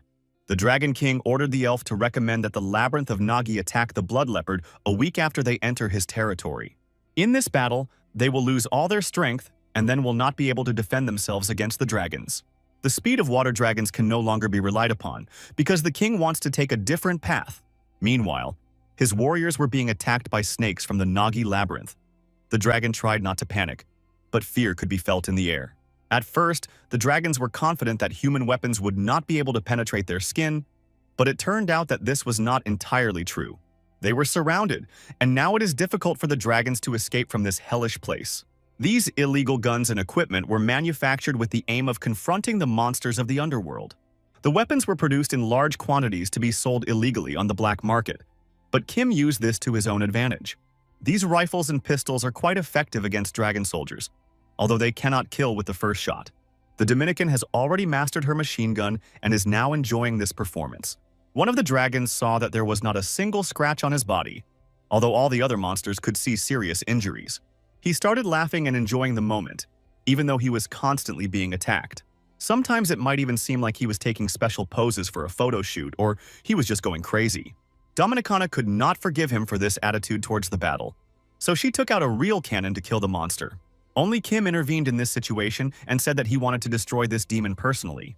This is probably due to the fact that the guy has not shown his physical skills for a long time and has not tasted enemy blood. The dragon was forced to flee because he didn't understand what was happening to this guy. His physical properties were much better than those of hell spiders. Also, Kim immediately has terrible fighting instincts. It seems as if he is mocking his opponents. Kim gets real pleasure from the battle. His progress has reached such a level that he now has to fight much stronger enemies. The problem is that the dragon has almost no weaknesses, because even the parasite skill cannot help this situation. Soon Kim finally realized that the central back area would be his next target for attack. After his words, the dragon's aura immediately changed. He realized that his opponent knew about his weaknesses. You could immediately feel the changes in vibration and smell in the air. And finally, the dragon showed its true face. No attack could force him to begin the transformation process, but now the deed was done. You need to attack him with all available forces and techniques as soon as Kim gets the chance to attack first. As we approached, the dragon did not move at all. It seemed as if it was hypnotized and oblivious to any danger. The first attack was able to pierce his skin. Now his weak spot is even easier to reach, but it feels like an ambush. Kim understands that he cannot dwell on the danger. He needs to act and hope for the best. The dragon was furious that his king had not warned him about the strength of his opponent. He said that this labyrinth was owned by some scumbag, but it turned out that the master of the labyrinth was a real ninja. Kim even learned about the dragon's weaknesses. It seems like he is on a completely different level. The dragon was already planning to escape, but at that moment the enemy's sharp sword began to cut his skin. He had never seen blood from his own body before in his life. Today, everything changed. The fear of death filled his entire consciousness and forced him to stand still and be frankly afraid. I had to fall to my knees and beg Kim to stop. The dragon promised that he would never come to this earth again and would not offend anyone. He explained that he was only following his master's orders, that he was an ordinary mercenary, and did not want serious problems. Kim began to think about what to do with this clown. He could be easily killed, but cutting his meat would be quite difficult. Hearing such conversations, the dragon immediately began to swear allegiance to the Nagi labyrinth and promised to serve this land forever. To do this, he even swore on the blood of a dragon that he would never betray Master Kim. Dominicana said that dragons are very noble creatures. They impose limitations on themselves and are willing to be very loyal. As soon as they break their oath, it immediately means a horrible death for them. The problem is that this dragon is completely half-blooded. It has no wings, so it cannot activate the oath. The dragon admitted that this beautiful pervert was telling the truth, but he still wanted to serve Kim. Surely this dragon will be useful in the future. Its strong body will be useful in various situations. Let's move forward a few days into the future and see what's happening near Nagi's labyrinth. Or that the king of the water dragons is much stronger than the others, and he has almost no weak points. At least, that's what the dragon said. Today, Kim wants to prevent even the slightest hint of betrayal, although he has chosen a strange way to do so. He needed to test the weapon, and they did so just as the elf returned to the labyrinth. It turned out that Rickshaw is familiar with the dragon. They were previously responsible for various assignments for the king. The elf also told the dragon labyrinth that it was gathering its army and preparing for battle, with 2 months left until the clash. Rickshaw is not sure that Kim will have time to call in enough soldiers to help to even the odds. That's why the elf has an interesting idea. She suggests attacking the blood leopard. She is confident that the high-level profound crystals that the leopard has will greatly help in preparing for this bloody war. As mentioned, even the closest mazes to it could not defeat the leopard, so it is better to prepare well for this encounter. Dominicana said that this is a really great idea. It seems like the only adequate option, despite all the danger. Kim agreed to these conditions and asked the elf to draw a map of the path to the circular leopard's maze. Now Kim decided that it was time for him to return. He would no longer bring human weapons because these weapons were not powerful enough. He needs to find all his money and come up with something that can help him emerge victorious from this situation. As soon as Kim was alone, he took out his cards and began the synchronization process. Geyser levels were successfully synchronized, and now you can reach the place where the crystals were left. During the last expedition, it took 4 days to get from the first level to the abandoned labyrinth. That is, it takes exactly 4 days to complete the path through several levels, but Kim can complete it faster if she runs. Since he is a child of the dungeon, it is easy to increase his leg strength and demonstrate sonic speed. If everything is done correctly, then such a talented guy will be able to develop speed 100 times faster than an ordinary person. Dominicana always patiently waits for the master. Today, she is happy because he is back again. While he was gone, nothing interesting happened in the maze, so everything is under control. Kim brought all his savings and spent all those crystals to improve the maze. All this was collected thanks to the parasite. It seems that this is enough, although the war could take away all the energy reserves. Now we need to understand where exactly to put these investments. Even if we call up 100 soldiers, it may not be enough. Low-ranking soldiers can't break through the dragon's skin. Maybe you should consider improving the labyrinth. If you do this, then you can then call in mid-level soldiers, which is a serious help during war. Kim was involved in all these processes and hoped that he would be able to come out of the water unscathed, but serious trials await him, so he will need luck. Back to the elf. The king of the water dragons decided to shorten the distance to Nagi's labyrinth and pass through the blood leopard's territory. Maybe he will use slaves to dig the tunnel, and it will be possible to cover the entire distance in just 1 day. That is, the water dragon king will arrive within a week, which is exactly how much time it takes to update Nagi's labyrinth. Rakasha is sure that Nagi's labyrinth has no chance, but perhaps in the future she will change her mind. The rickshaw approached the labyrinth and saw extremely large monsters there. They were ready to tear off her head, but at the last moment the master stopped them and said that this elf was working with them. She was surprised to see more soldiers. It seems like Nagi's labyrinth is now opening up. With such forces, they really have a chance to seize the territory of the blood leopard, and this could change the entire future. Some soldiers will stay to defend the labyrinth, while some will go with the master to attack the leopard. Rickshaw said that this was not enough to defeat such a strong monster, but Kim was still confident in his own abilities. He doesn't even want to hear the words that his team could be destroyed. No one has the right to look down on his team. It was noticeable that Rickshaw was upset. She believed that she had made a mistake, and now Nagi had a chance of success in the labyrinth. Kim ordered her to go with them on this amazing journey and try to defeat the blood leopard.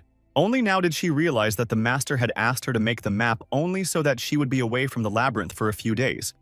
It was a cunning plan. Soon they set off and prepared to meet the Titan. Soon they were in the territory of the blood leopard. Now they had to behave as quietly as possible. The leopard specializes in hidden ambushes. This is an ideal opportunity for its attack, so you need to be as careful as possible. The leopard has ruled this territory for many decades, so Rickshaw doesn't want to die acting as a guide. Although she agreed to accompany Kim's team, she nevertheless understands that it is too dangerous here. There is no certainty that she will be able to get out of here alive, especially after the thirst for murder has become audible around her. A controlled but immense thirst that sends shivers down your spine means that a blood leopard is somewhere nearby. Only a little later did the elf realize that all this thirst for murder did not come from the leopard at all. This strength is felt from Kim, who is finally ready to talk to her like an adult. Although she doesn't understand what's happening, he's sure she doesn't particularly like the way he's running the maze. Loyal to slaves, warriors, and assistants, a gang of weaklings, one can understand why Rickshaw has such an opinion about this labyrinth. But on the other hand, she must not forget that the master was also born underground and understands perfectly how everything works here. Kim takes care of his employees and destroys enemies. That's his way, and he still can't understand who Rickshaw refers to. She betrayed the labyrinth to Nagi and sold information to the Dragon King. But even so, he is willing to give her a chance to redeem herself. Of course, the elf kept saying that she no longer worked for the dragons, but it was obvious that this was a lie. She says that she behaved too arrogantly when they first met, but if she were a spy, everything would have been clear a long time ago. She also spied for the Nagi labyrinth, but in return, she is distrusted. Everything she says is true, but that's the main problem, according to Kim. She constantly goes from one labyrinth to another, but she is not going to justify her behavior. She is sure that the master has no evidence, but sometimes there are situations when evidence is not needed. Kim decided to talk about parasites. Rickshaw replied that she had heard about them, but had never seen them with her own eyes. Kim said that there is a parasite in him, but he also understands that there is something similar in her as well. During their first meeting, he placed a part of his parasite in her body, and that parasite enjoyed walking with the elf. He especially enjoyed traveling to the labyrinth of war dragons. It was very interesting and educational. It's strange, but Kim still gives her a chance. He probably really likes Rickshaw. She probably underestimated him. In fact, she doesn't belong to any labyrinth, but only wants revenge. This elf has been dreaming of sweet and cruel revenge on the Spirit King for many years.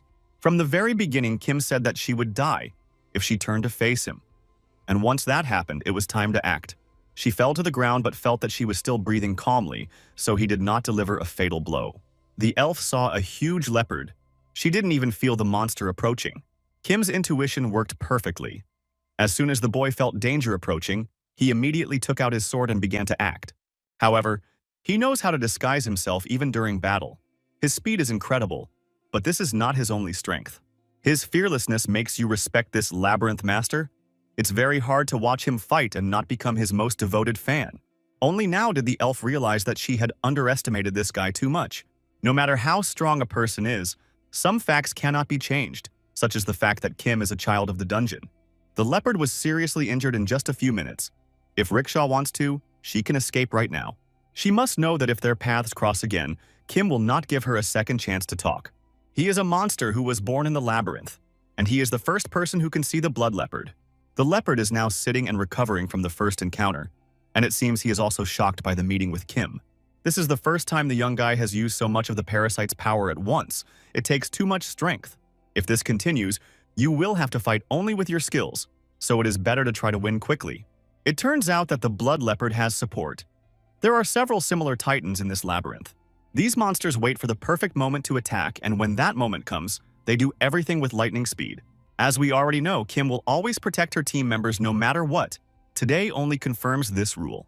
This battle reminds him of his encounter with the hellish spiders, and he is just as sickened by these monsters. Oddly enough, Rickshaw said she wanted to help Nagi's maze, but Kim replied that they didn't need her help. Do not underestimate the soldiers of this labyrinth, because sometimes they can prove themselves to be true heroes. During the leopard's first attack, the sorcerer was seriously injured. His condition is quite bad. Honestly, he could die if he doesn't continue treatment. Everyone knows that sorcerers are very important to the king, so everything possible must be done to return him to normal. Nagi's warriors remember their master's good attitude. They want to thank him and fight with all their might. You don't understand that there are almost no chances in a battle with a leopard, and sometimes even the slightest hint of victory is enough to try. After a few minutes of battle, it became clear that they were losing. But that didn't mean it was time to give up. For decades, their labyrinth lay in ruins, and only now did they have a chance to start all over again.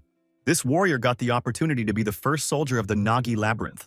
At that moment, he swore that he would live until the day he could see with his own eyes the rise of a king who would not let them fall again. Only now does the soldier realize that his oath to destroy enemies along with the king was wrong from the very beginning. At this critical moment in the battle, the system reported that all requirements had been met, and now the hero was being followed by the soldier Nagi. He cannot call himself a soldier and claim to be defending his king when he is trembling with fear, awaiting a miserable death. Today, he wants to forget about the fear of death. Today, he will take this leopard with him to hell. Activating Soldier Nagi's heroism results in something like this. It's a rare occurrence, but always an extraordinary sight. Finally, the blood leopard will feel that he is not the strongest monster in this dungeon. You could even say that this battle was a complete disappointment, because more was expected from the leopard. Rickshaw was shocked. Seeing this heroism, she realized that the master had deliberately taken so few warriors with him.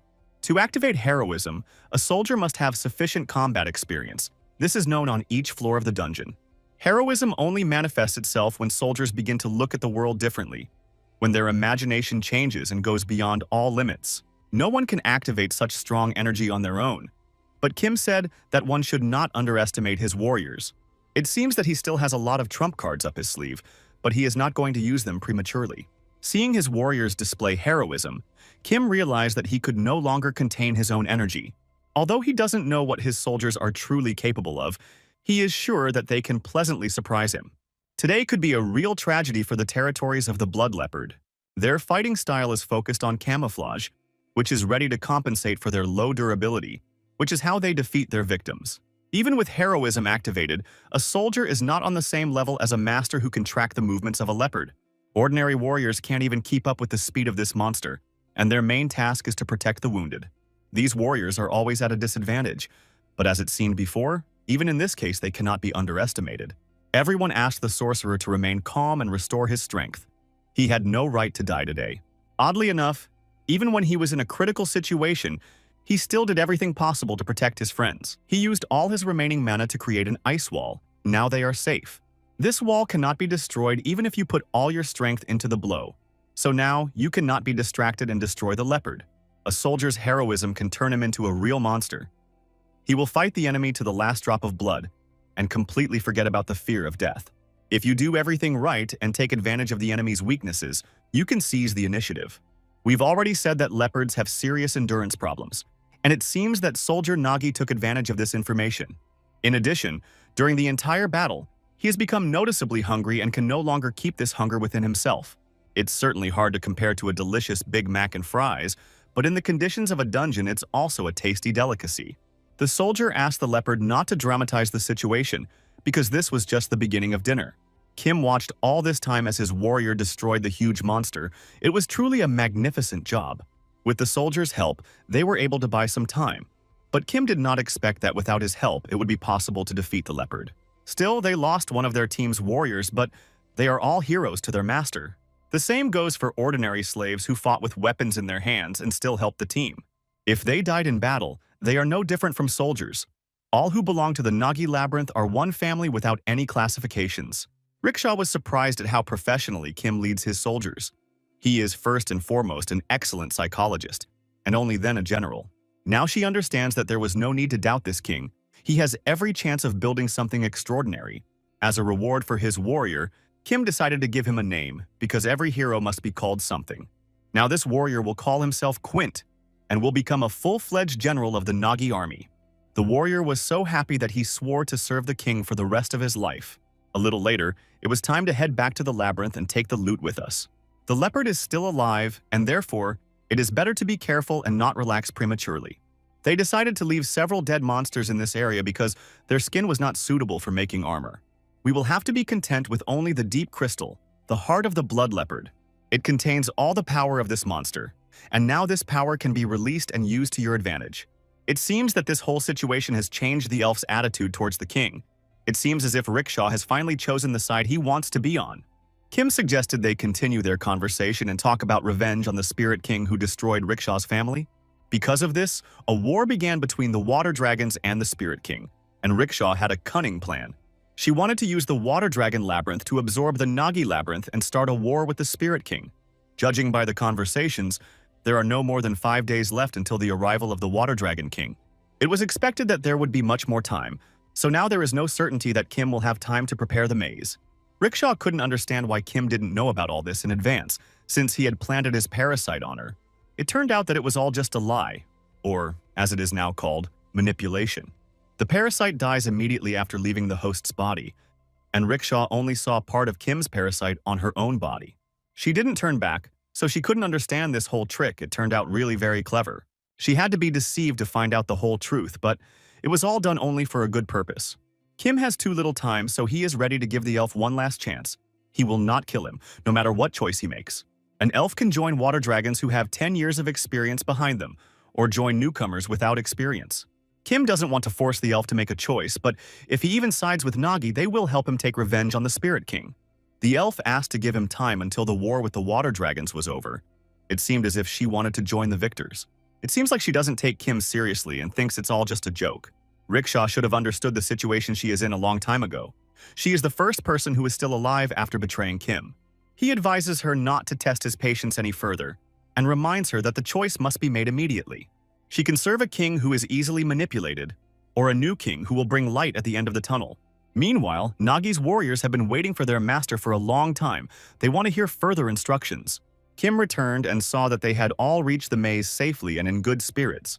Judging by the fact that he came with the elf, Rickshaw chose the right side after all. Dominicana congratulated the master on the successful conquest of the Bloody Leopard and the emergence of a new hero. They have little time left, so they will have to call new sorcerers into battle without full training. Only now did the master tell us that the water dragons would appear in just 5 days, which immediately shocked all the Nagas. Dominicana was even more furious when she heard that Rickshaw was now one of them, although she still couldn't be completely trusted. Quintus received his first instruction from his master. He must help the slaves set up ambushes and prepare the army for war. Kim, meanwhile, will collect more depth crystals from the upper levels and try to find weapons for the upcoming battle. Meanwhile, Rickshaw can go on a reconnaissance mission and try to get useful information. In a few days, Kim will return and they will draw up a detailed plan based on the elf's information. Kim assured them that their future enemies were only slightly better than horned rats, but of course he was exaggerating. Meanwhile, the king of the water dragons was approached by his best heroes, Aja and Urja. He ordered his best warriors to fight on the front line and destroy all opponents before the king arrived. 5 days have passed since then, and the invasion of the Nagi Labyrinth territory has begun. All the fighters are already waiting in position and ready to carry out any order from their king. Dominicana told the latest news they currently have 90 regular soldiers and 10 warriors available, not counting General Quintus. They also have 5 sorcerers and 2 guards at their disposal, who will fight to the last drop of blood. Speaking of water dragons, they only have 121 warriors. This army is quite large and strong, but it has its weaknesses. They have several heroes who will lead the army forward and give orders. These are the strongest warriors of the water dragons. It seems they really don't have a single soldier for ranged combat. Just like Rickshaw said, this is a feature of water dragons. Despite their terrifying power and enormous size, water dragons are quite slow and are also unable to fight from a long distance. They are only trying to crush their opponent with their power, although the dragons have not been able to compensate for their 2 main shortcomings. The enemy army is already approaching the territory of the Nagi Labyrinth. All warriors must prepare for the clash. Dragons look powerful and confident. Even if you look closely, it's hard to find fear in their eyes. There were still 2 hours left until the maze update was completed, but unfortunately, the update did not have time to finish before the collision began. All the soldiers have taken their positions and organized the first line of defense. Everyone knows how to act. Everyone remembers the plan. Kim is sure that a dragon named Draken is unhappy after being insulted in the territory of Nagi's Labyrinth. Of course, he doesn't want to be a target for training, so now is the time to show what the descendant of ancient dragons is capable of. Draken would fight for them together with Nagi's army. This was unexpected. They thought he had died long ago, but when they saw him alive, they realized he was a traitor. They believed that all this time he was just a weak link in their army, but now they are sure that he is not a descendant of the glorious dragons at all. All these stories about him being very strong were created just to distract attention from his weaknesses. In fact, he's no better than a dead lizard, so they don't even want to hear about him anymore. Draken has always been confident that he is an extraordinary warrior, so hearing him called a yellow lizard is too unpleasant. He became so angry that he decided to attack alone, even despite the superiority of his opponents. The dragons immediately analyzed their enemy and realized that this was a very weak army with a huge number of weaknesses. Soon the general ordered the water dragons to immediately attack and tear to pieces any insects that stood in their way. As soon as the warriors start fighting each other, you must immediately attack the sorcerers and remove them from the game. One of the strongest warriors immediately began to attack Draken. It seems that this battle is personal for him. Kim remained calm and did not panic at all. He was sure that it was okay not to interfere. Kim knows that Draken doesn't need help. He is very afraid of death, and thanks to this, he perfectly feels the strength of his opponent. He not only becomes a trunk and takes on all the enemy's attacks, but most likely, he analyzes the opponent in order to then attack. He also exposes his back to the enemy to see if they know about his weak spot. Oddly enough, this dragon is strong against the strong, and weak against the weak. The opponents have already realized that Draken is clearly bluffing. Now they admit that he is an unusual lizard. Although this does not give him permission to go fight against the water dragon heroes, so now death will await him. Oddly enough, this yellow dragon is once again completely motionless and confidently awaits its encounter with the future. Only one thing can be certain. This dragon is the strongest in this labyrinth after the master. Drakina Ortega activated a level 2 hero skill and demonstrated his incredible potential. Now he will show his enemies who is the true descendant of the legendary dragons, who deserves respect and who should die. There is such a nuance called the basic characteristics of a dragon. And now, we will see who has the best of these characteristics. What happened next is even difficult to explain in words. It suffices to say that it was cruel revenge. What Draken did to his rivals will be difficult for anyone else to repeat. It is strange that those creatures who called themselves descendants of legendary dragons cannot control fire. As soon as they feel the heat near their body, they start to melt like chocolate bars. It seems that this yellow dragon has gained courage and now wants to continue destroying his rivals. Seeing one of the leaders of the army die, ordinary soldiers began to lose confidence in their own strength. Some terrible creature was fighting in Nagi's labyrinth and began to flee. Only a huge creature standing behind stopped these warriors and ordered them to go forward and reach the sorcerers. Kim is not yet ready to open full fire on the enemy and waste all his ammunition on it, because this is only the first line of the dragon army. Both wizards should focus entirely on defense and defend them through territory. With the help of magic, you can easily deal with ordinary dragons that do not have extraordinary abilities. It is enough to attack them with icy energy, and it will turn out that their skin is easily pierced, like a piece of juicy steak. After that, Kim ordered his guards to target those opponents who were larger than all the others. You need to lure them closer to you, then attack their weak spots and make them suffer. Meanwhile, Draken continues to hold the center of the battle, stopping any attack towards the labyrinth. Seeing that the commander had been destroyed, the dragon army within the formation scattered in different directions. There's no point in activating the ambushes yet. You need to lure them to you. Quint can handle that. This warrior general must take over the left flank of the territory and not give up a single meter of Nagi land to the enemy. Soon, Rickshaw returned from reconnaissance and reported that the main enemy forces were approaching them. This can only mean one thing. We will soon have to fight against the king of the water dragons. At first, the warriors heard the approach of something very large. Strange sounds made them stop. Then they began to look ahead carefully and wait for the approach of new rivals. At this moment, Kim already understood that real danger was approaching them, and soon he would have to enter battle. This refers to the king of the water dragons, Anak, a giant who is capable of defeating even the strongest monsters of the labyrinth. He is called the Invincible King. He came here with 300 warriors who will help the first line of attack. They also have 30 medium-sized dragons for catapulting, so there are really a lot of these guys. Their king ordered the army to attack, and the dragons rushed forward with renewed strength. The enemy's main army has launched a full-scale invasion, meaning the most interesting thing awaits us now. Kim ordered the archers to hold their positions and take their time. The perfect moment to attack had not yet arrived. If the dragons reach their defense, it won't keep the pressure on us, but the enemy must be lured as close as possible. Only then will the plan work. The wizards are already starting to feel tired. They won't be able to last long at this pace and will soon use up all their mana. Only now did Kim give the order to send the sorcerers to the center of events and force them to fight alongside the other warriors. Their ice technique works great against these dragons who, due to their slowness, cannot avoid the attack. Having tasted blood, General Quintus led his soldiers forward and made them forget about fear. All these magical attacks were made to disguise the abyss, which was a trap from Nagi's labyrinth. The water dragons didn't think about a full-fledged reconnaissance. They only sent Draken and Rickshaw here, and now they are paying for their incompetence. If they had prepared better, they wouldn't have been ambushed, but that's a whole other story. Soon, Dominicana reported to the master about the losses of personnel.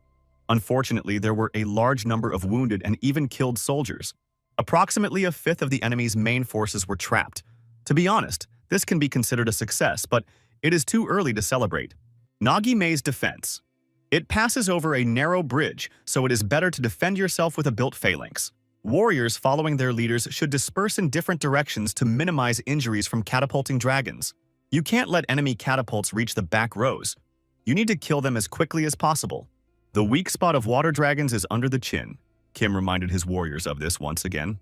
He learned this art of warfare from virtual games, as well as the great book of Sun Tzu. It seems that people treat war as ordinary entertainment, and it's hard to believe. Now all that remains is to wait until the Water Dragon King himself enters the battle. If he's lucky, Kim won't even have to create a second line of defense, but trouble can always arise unexpectedly. The elf has not yet seen a single siege-type dragon among her opponents, and it seems as if these are not the main forces of the enemy. Soon, Dominicana, with a look of horror on her face, reported that the dragons had managed to break through the right wall. This is what siege dragons are. They are the same size as a huge hell spider. All the defenses of the Nagi labyrinth will be destroyed if these dragons come any closer. These are classic conquerors who have long been waiting for their time to shine. Among them, there are also heroic-class dragons. In other words, all the elite warriors of the labyrinth are water dragons, and this is no joke at all.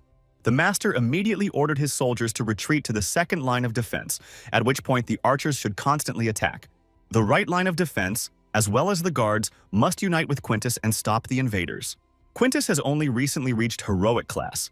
He and his warriors will not be able to withstand this blow. Perhaps the dragon should be called for help. Kim said that he saw another way out of his situation, which meant that it was time for him to step into the fray as well. Rickshaw doesn't want to watch all this from the sidelines. She also wants to experience the taste of battle and help her friends. Kim allowed her to intervene and act harshly and persistently. Now an elf scout with martial arts skills had appeared in their army. Now, finally, the time has come to release the bloody leopard onto the bridge, which was supposed to regain its strength. He wasn't killed for this reason. Now the sorcerers will be able to release him on the enemy so that the dragons can also feel what fear is. As we know, water dragons have lost to this giant many times before.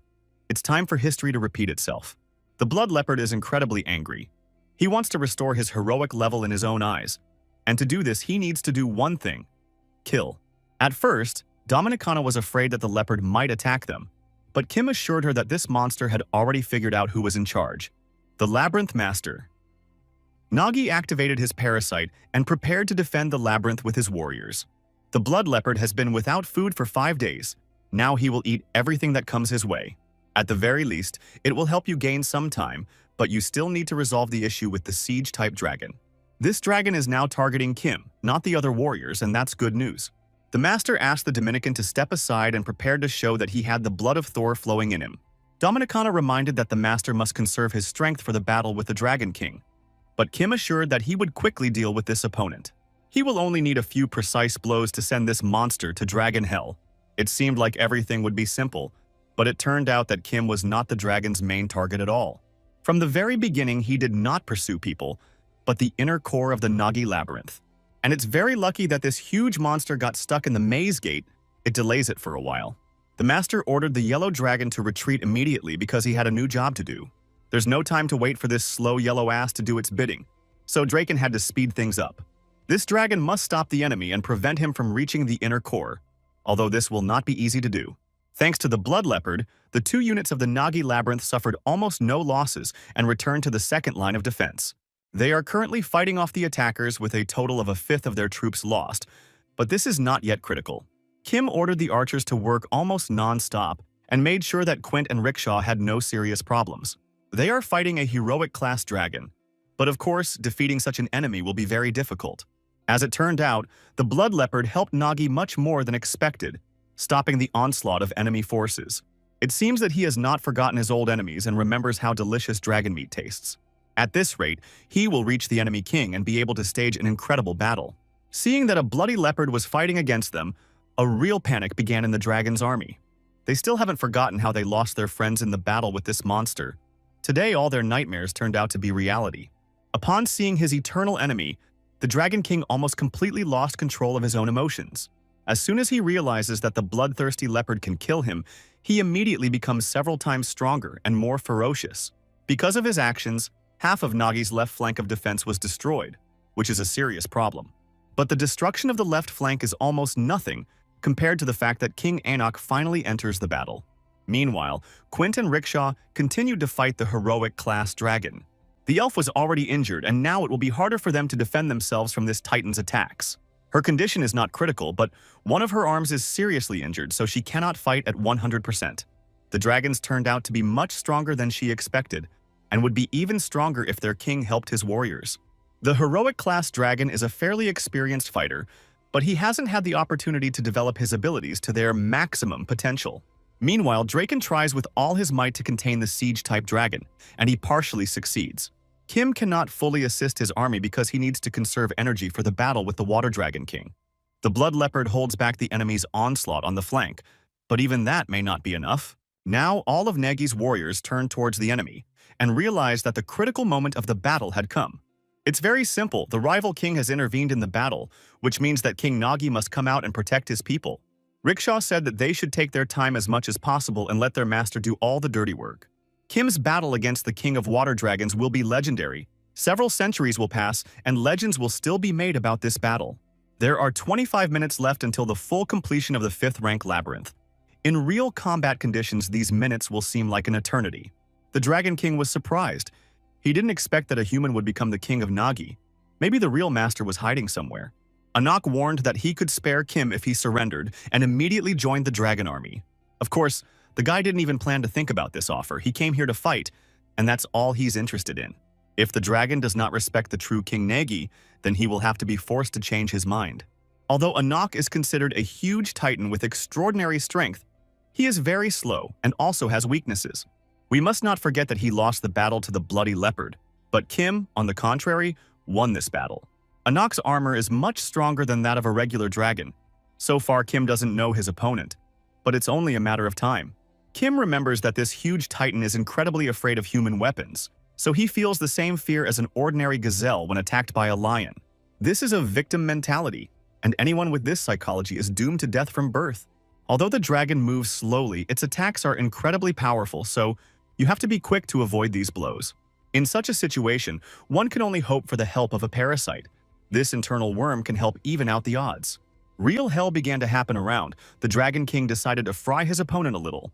Seeing what was happening, Dominicana began to worry about her master, but now she could do nothing to help. Water dragons are also descendants of ancient monsters. The king has enough ancestral blood to use fire breath. Dominicana mentioned that there was a human weapon capable of killing the king of water dragons. The master should have known about it and prepared for battle. This weapon is unlikely to be a firearm type. It should be something more interesting and complex. So far, Kim is doing great in the battle against a strong opponent. The parasite's skills help him act unpredictably. Venom attack.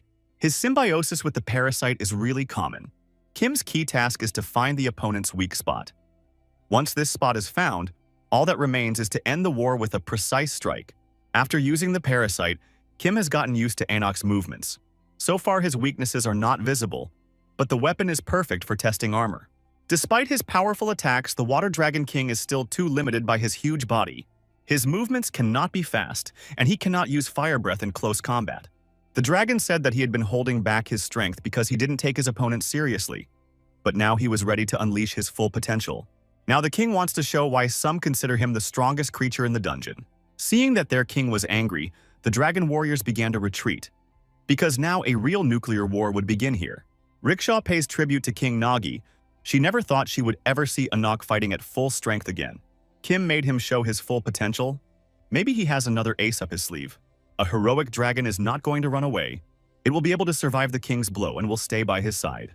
Seeing all this with his own eyes is a huge honor for him, because it will be legendary. Kim barely moved. He doesn't care about any danger. He's ready to take the hit and protect his labyrinth. The king's body has begun to change. He has opened his second phase, and therefore he may have weak points.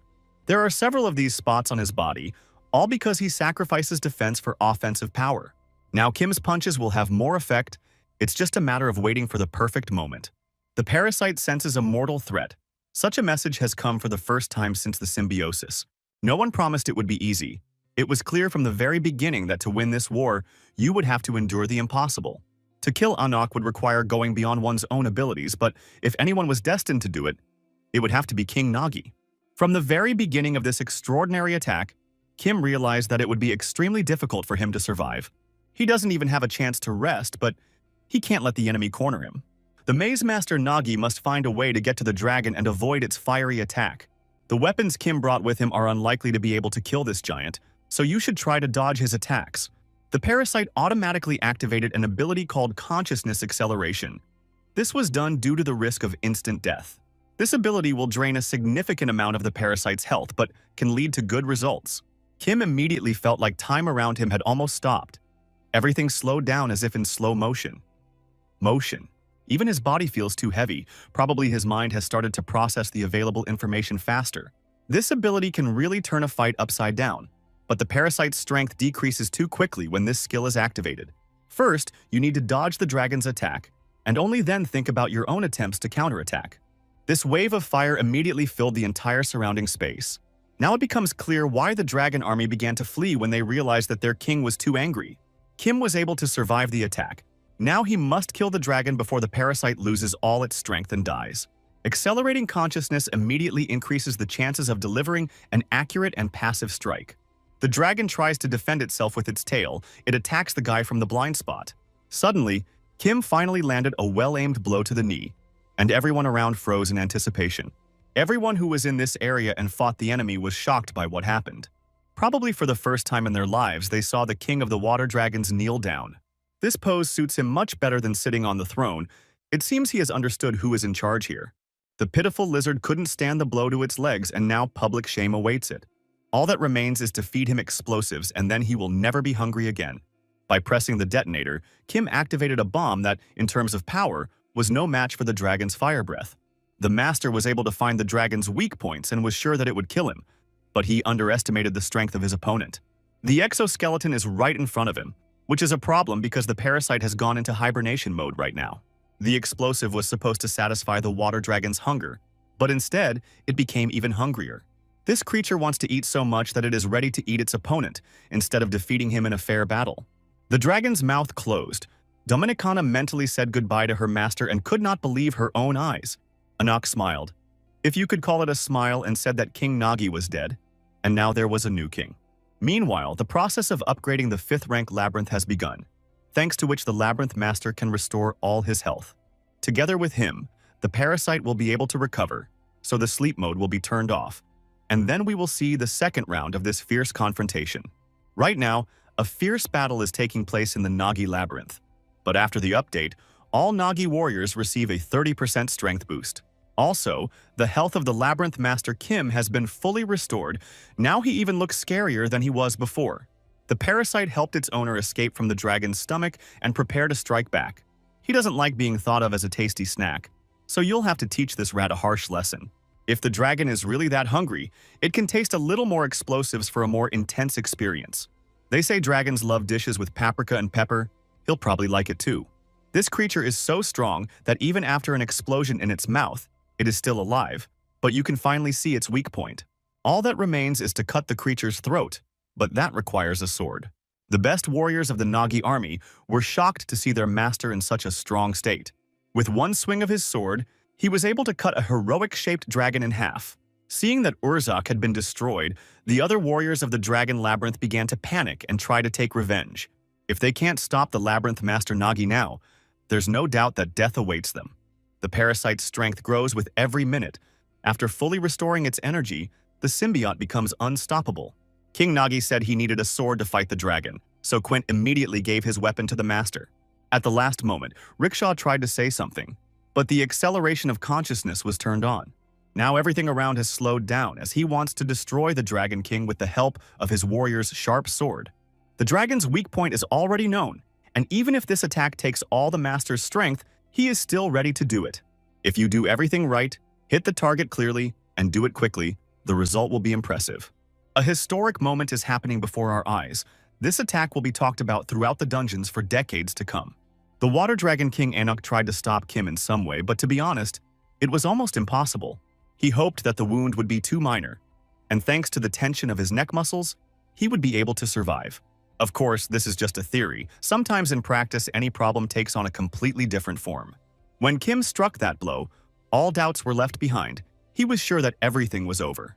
While the king tried to survive by absorbing all of his crystals, Kim struggled to make a choice. The parasite asked for permission to absorb the Water Dragon King, and Kim soon allowed it to do so. What happened next could be called a real horror movie. It was difficult to watch. The parasite increased in size to an incredible scale and began the process of absorbing the ancient titan. It was funny to watch the faces of the dragons who saw what was happening to their king.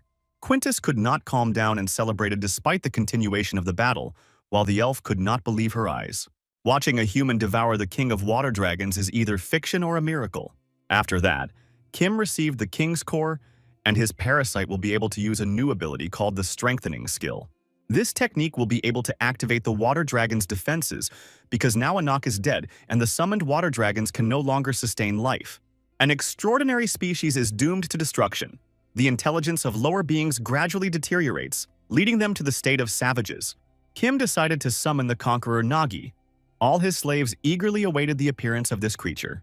The conqueror Nagi is a high-ranking creature, a powerful warrior who specializes in heavy attacks. With him, you cannot be afraid of any rivals, especially if these rivals are left without their leader.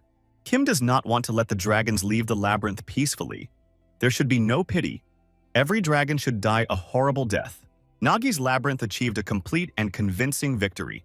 The battle that would become a legend officially over. They defeated the water dragons, overcame a huge difference in strength, and now everyone around them learns about their power. The water dragons that remained alive will face a difficult fate. They will have to suffer and fight for their lives.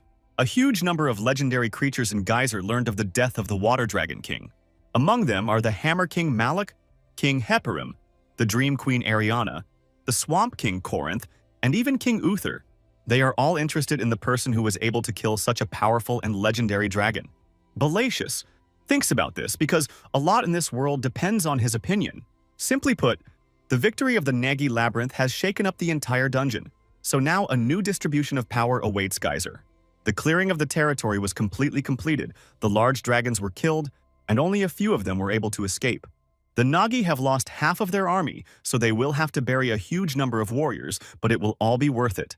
It was a truly heroic battle. The Nagi won despite the odds, and now all the fallen warriors will remain true heroes. Most deaths were caused by fire breathing. Such a death during battle is considered dignified. Rickshaw's injury turned out to be minor, and the sorcerer immediately helped her restore her muscles and joints. There should be no one in the labyrinth of water dragons now. Their core is not protected by anything. The elf immediately told her that she needed to take the core for herself before the labyrinth chose a new owner. You can get to their lab in half a day if you forget about rest and hit the road right away. Soon, an old acquaintance visited the winners. A shady merchant greeted them and said he could help. He was surprised to hear that the underdog had won this battle, and congratulates Nagi on his legendary and heroic victory. In fact, he was just walking around and watching the battle. Quintus saw this rat and immediately brought it to the master. The winner of the battle receives many trophies, and dark merchants are ready to offer a large reward for all these artifacts. For example, they might be interested in the body of the Water Dragon King Anak because it is truly a real treasure. Although this body is missing its head, the rest of the body is in excellent condition. Kim is willing to keep a minimum reward for food and construction, and he can sell everything else. In fact, the dark merchant didn't come here for that at all. His main goal is to convey something important. Taking a box out of his pocket, he said that now the Baron's seal belonged to Kim. Soon, Kim was appointed Baron of the Underworld. Now no one will be able to penetrate Nagi's labyrinth. Kim can create an order of knights, and also has enough power to travel to any level of Geyser.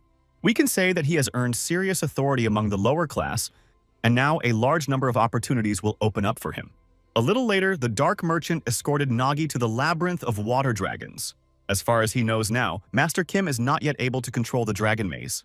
Because King Anak died far from his labyrinth, his core, and everything else was preserved in perfect condition. That is why dark traders can offer large rewards for this maze. In fact, Kim has no intention of selling this territory at all. He wants to take full advantage of it. To begin with, his Nagi will take everything they need from the labyrinth.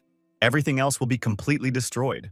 After the Great War, a small part of the labyrinths was preserved in good condition. If everything here is destroyed, then a labyrinth will never appear in this area again. As it turns out, this is exactly what Kim is trying to achieve. He originally wanted to create a desert here.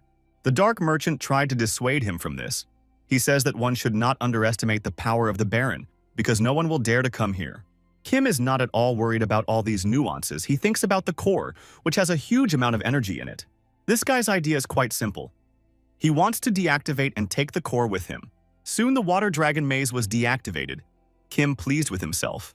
He did it because he didn't even like the idea of there being another maze next to him, but now he can forget about it. Decades of development were destroyed in a matter of seconds, but the Dark Merchant may not be upset. Kim is willing to sell him special Water Dragon equipment, but the Nagi still won't be able to use it. It turned out that horned rats also worked in the Water Dragon maze. They were found inside the maze. It seems that some of them are still hiding, and now it is unclear what to do with them. Looking at these small and funny monsters, Kim smiled. They look useful. A little later, the rats were explained that this man was the Labyrinth Master Nagi, who had cut off the head of the King of Water Dragons. For his achievements, he was recognized as a geyser and given the title of Baron, so if they want to live, they must bow their heads to him. The power of the crow has been activated. Now the rats will serve the new lord. Their lives will change for the better. After defeating the King of the Water Dragons, Kim set off into his labyrinth in search of war trophies and was satisfied with this journey. He is ready to take horned rats to his home, if they are of course useful to him. Otherwise, he will destroy them. The rats have worked in the mighty maze for many years, but Kim is still disappointed because they can't even hold tools in their hands. Most of them have suffered serious injuries and lost a lot of strength, and it is also immediately felt that they are prone to disease. Kim doesn't understand how the rats could work in such a state, and they, in turn, are sure that he will soon kill them. They have worked for the King of the Water Dragons their whole lives, and perhaps now it would be better for them to die than to fight for such a life. These were the thoughts that were in my head, but everything changed when Kim offered to feed these little creatures. They had never even heard of anything like this before, with almost no normal food or days off. But now everything would change. Now they will be fed 3 times a day and each of them will get a full rest. It seems as if they are being deceived and want to eat them. Only after some time will the rats really begin to believe that Kim is a completely different master, and they can be calm and happy with him. Working in his labyrinth, they will not die, but on the contrary, they will live as they have long deserved. He understands that they all don't trust his beautiful words, so he needs to get some evidence. I had to take the little slave Nagi and show him off to all the other rats. Such a fat caterpillar can immediately serve as confirmation that the slaves in the Nagi labyrinth are well fed. Kim reiterated that they receive full meals, plenty of time for rest and sleep, and weekends. If they are sent outside the labyrinth, a soldier will definitely go with them for protection. After that, they finally believed these words and began to bow down to their new king. After he told all these stories, the rats that had been hiding until then came out of hiding and also prepared to serve Kim. They no longer have to live in fear that they could be eaten at any moment due to fatigue. So now, Kim has almost 200 employees who will help him work even more actively. 2 days have passed since this conversation. Let's go back to the Nagi maze. There have never been 2 cores in the geyser maze at the same time. It is unknown what consequences all this may lead to, but Kim still wants to try to activate the second core. The main core of the Nagi labyrinth gets help from the core of the Water Dragon labyrinth.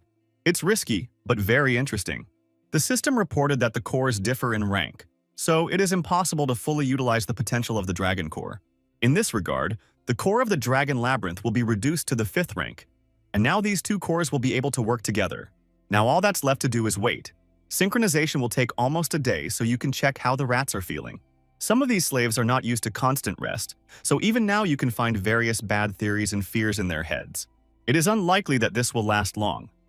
Over time, they will get used to the new regime and begin to enjoy life. Dominicana also said that the process of collecting military trophies is almost completely complete. They found deep crystals in the dead bodies of monsters and froze the remains of the corpses for the future. It's very lucky that sorcerers can use ice energy. Otherwise, everything around would stink of dead dragons. As for deep crystals, their supply is significantly reduced, but it is still not enough. They were also able to obtain 1 crystal of the highest rank, this item belonging to a blood leopard. He was killed by the Water Dragon King during the battle, but this trophy went to the Nagi Labyrinth.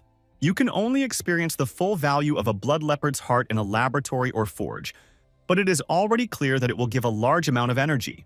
Finally, the clearing of the territory is completely complete. Now we can focus on expanding the labyrinth and the main hall. Now their territory has become larger. and thanks to the last battle, their authority in the dungeon has improved.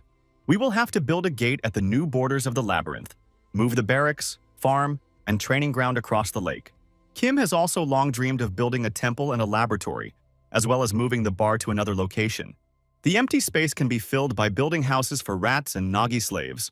The Dominican offered to make a restroom for the king, not far from the main hall, because he deserved it. Also, as a reward for killing the spiders, Quintus asked that each warrior of heroic rank be given a personal room. This is strange because it seemed that this guy would instead ask for a new weapon. In any case, from that day on, Nagi's labyrinth begins to develop with enormous force and speed. It's too early to relax. You can't stop at just the ranks of the strong labyrinth. You need to become even stronger. Meanwhile, strange things were happening deep in the dungeon, about which little is known. An unknown creature resembling a werewolf was seen killing researchers. After the war ended and the territory was cleared, Kim returned to the outside world. He immediately came to Sun and learned that he was being asked to go down to the 7th level. This story is somehow related to werewolves, and it has nothing to do with horned rats that can talk. The dream speaks of creatures found in comics, that is, people with tails and ears like animals. Wealthy people often catch and keep such creatures. For them, it is a real pleasure and entertainment. In this world, too much is decided by money. The Association of Researchers even has a team for hunting werewolves. It seems as if Song wants Kim to capture a few monsters and give them to the association so they can be treated like all the children of the dungeons. In fact, everything is not like that at all. You just need to write about it in the report, but you won't have to catch the werewolf. Kim gets everything he needs and will only need to go down to the 7th level and return, for which he will receive a generous reward. Sun tries to prevent the deaths of inexperienced researchers. He invents a reason that explains why he failed to catch the werewolf. This process will take about 2 months, so you need to prepare the Nagi labyrinth for this. While Kim was away, nothing important happened, but there are a few interesting details from the life of the labyrinth. The horned rats have finally started working. So far, they seem to be doing well and looking happy. Of course, they are significantly inferior in efficiency compared to Nagi, but according to the elf, this is due to the difference in their race. Instead of digging out vast spaces to build tunnels and rooms, horned rats are accustomed to digging small holes. Also, in 3 days, the processing of the blood leopard's heart in the laboratory will be completed. Kim said that for now he would leave the maze. He had other things to do. He again accepted a job from another person, and thereby upset the Dominican again. She gets upset when the master is away from the labyrinth for a long time, but you have to get used to it. Kim recalled that he was born in a dungeon, and therefore feels much more comfortable here than in the outside world. He also receives important information from the outside world, which can also be useful in the dungeon. As it turned out, the labyrinth is located on the 9th level of Geyser, as Sun told him during the last meeting. This means that they will not have to face the rude dungeon explorers. They will all die on the way to the Nagi labyrinth. On the other hand, the monsters of the abyss may begin to act, and then it will not be easy to stop them. People consider the Water Dragon King a weakling, probably because he avoided battles with humans during the war. Perhaps the rumors that he was afraid of human weapons turned out to be true. After this conversation with the Dominican master, another 3 days passed, and the blood leopard's heart was completely ready. The left side of the heart was improved in the laboratory, and the right side was worked on in the forge. This heart holds the essence of the skill of camouflage, honed over years of hunting. It turns out that he has retained his ability to disguise, but it is still unclear how to use this to his advantage. Dominicana said that the development of the parasite in the master's body requires crystals of the highest rank. Now it becomes clear why a parasite might seek out such crystals and try to absorb them. This makes everything more difficult, because high-ranking crystals increase the progress of the maze. Dominicans, on the contrary, consider themselves lucky, because some parasites need the blood of their master. Some even kill their owner. So the parasite that only asks for crystals is a very good friend who will help Nagi more than once. Dominicana is absolutely right. If it weren't for the parasite, they wouldn't have been able to achieve victory over the water dragons. No one would be left alive and the labyrinth would be completely destroyed. So we must let it consume the blood dragon's heart. Soon the parasite acquired the skill of camouflage. Now Kim will be impossible to spot without a special detection skill. Because of this, the parasite has reached the limit of its development. It will have to transform to overcome this limit, and for this it needs a week of rest. It's unlikely that the other part of the blood leopard's heart can be used right now, so for now it will remain with Kim. He wants to find something special for this crystal, because he doesn't want to waste it on a regular sword. After finishing the conversation, he ordered the workers to begin work. This will take about 2 weeks, and once he returns, He will check the synchronization with the labyrinth core. Now Kim must cope with all the dangers without the parasite and rely only on his own strength. Another week has passed since this conversation. Let's move on to the 7th level of Geyser. There are a huge number of corpses around, and judging by the injuries of these people, they were destroyed by something very large. The warriors decided to be careful and look around. No one would want to die in this darkness either. Some don't even want to go to places where many people have died just to find werewolves. Rumor has it that rare species of monsters can be found there, and you can make a lot of money from it. In any case, no one should relax, especially considering that they may be being watched. Kim was right there. It seemed to him that the children of the dungeon were beginning to lose their strength and were making too deep a mistake. Anyone with any sense knows that geyser monsters never leave corpses behind. Or rather, they eat them completely. Most monsters hunt only for the sake of food. With the exception of a few individuals, no one will waste a lot of energy on pointless hunting. In such a vast area, you can find a pile of dead people, and here there are only human corpses, although none of them have bite marks. Even their equipment remained with them, so the enemy's goal was not theft at all. Apparently, it's a small creature that killed for protection, and most likely it's staying somewhere nearby. Kim has a great sense of such moments. His intuition always suggests the right path. It is also worth noting the speed of reaction. Only with the help of this skill was he able to dodge the enemy's attack. He didn't sense its presence until it began its attack. Probably this is the beast Mr. Song was talking about. It was probably the one the researchers were hunting, and it was this creature that destroyed all the people around it. Apparently, she doesn't really like talking, so it will be quite difficult to build a dialogue. On the other hand, there is a fairly predictable attack. No feints or ambushes, just brute force. It feels like Kim is fighting a smaller version of a blood leopard. This girl is about the level of the warrior Quint. If it weren't there, we need to finish these games and show that Kim is a completely unusual researcher. He is not a boy who can be easily killed in a few seconds. On the contrary, this hooded guy is a real predator. This monster doesn't interest him at all, so he wants her to stay away from him. Otherwise, he'll break more of her bones. Seeing that she couldn't hear him at all, Kim realized he had no choice but to kill her. It seemed that now he would cut off her head, and that would be the end of it. But someone else intervened in this battle. Very quickly, this terrible and cruel creature was caught. Similar children of the dungeon heard these sounds and came here. Kim tried to understand what they were planning to do, and not even gratitude for saving his life. They believed he was part of the group that this creature killed, but in reality, this is not entirely true. Judging by his equipment, the soldiers decided that he was an ordinary explorer, perhaps even the captain of the expedition team. A little later, everything changed when the team leader saw what was in Kim's backpack. Then his expression immediately changed, for he had not expected to see such a large number of precious stones. He is probably happy that all the expedition team's crystals have passed into his hands. I had to explain to these guys that Kim came here all alone and didn't know all these dead people, but no one believed him. They believe that the stronger you are, the better your chances of survival, so you shouldn't be ashamed of your own nature. Upon seeing the crystals, these people immediately made a decision. They were not going to talk, they wanted to kill Kim and take his loot for themselves. To do this, the skill of reading the target's movement was activated several seconds ahead. They had 3 seconds to do everything quickly and almost painlessly, but it was Kim, so their plans were ruined. He almost instantly destroyed all the attackers and demonstrated who the truly special guy was. The children of the dungeon were shocked by what they saw. No one had ever seen such speed before. Kim understands that an ordinary researcher would not be able to handle such an attack. But he has already said that he is not part of the expedition team. Only now did he realize that these guys were manhunters, and he hated manhunters. Kim considers such guys to be shitbags who stink and hate their own kind. Because of this, he will definitely destroy them. And only then will he think about what to do with the werewolf woman. All members of the manhunter team began to panic and try to escape, but no one succeeded. Within a few minutes, the leopard woman realized that she was completely free from all chains. Kim looked her closely in the eyes and ordered her to run away from here immediately and never come into his sight again.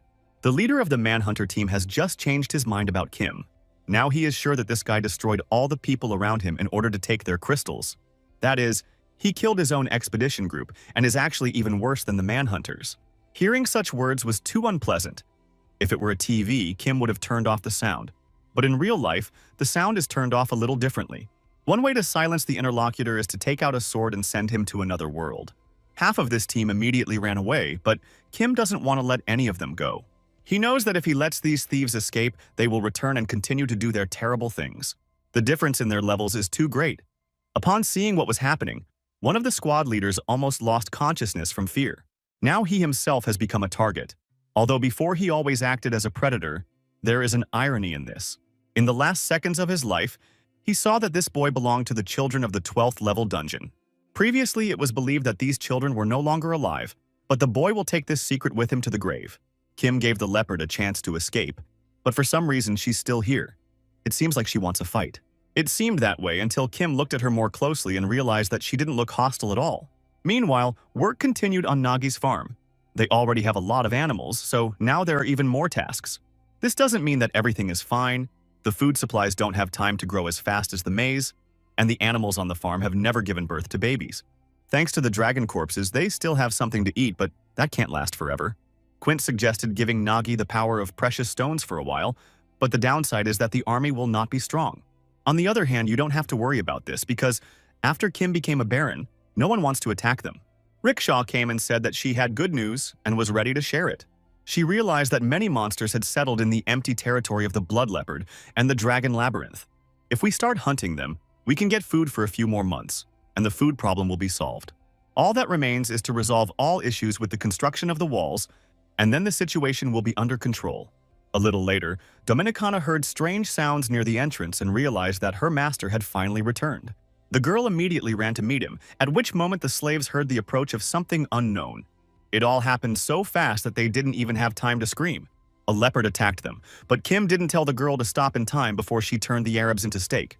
He explained that this is not food at all, but on the contrary, these bones must be protected because they are part of the labyrinth family. We'll have to spend some time teaching her the rules of behavior in society, because so far she's more like a savage. Kim explained that this girl is a werewolf leopard. She started following him after he saved her life. Bars had killed many people, so it was wrong to leave her alone. It was better to teach her manners and win her over to your side.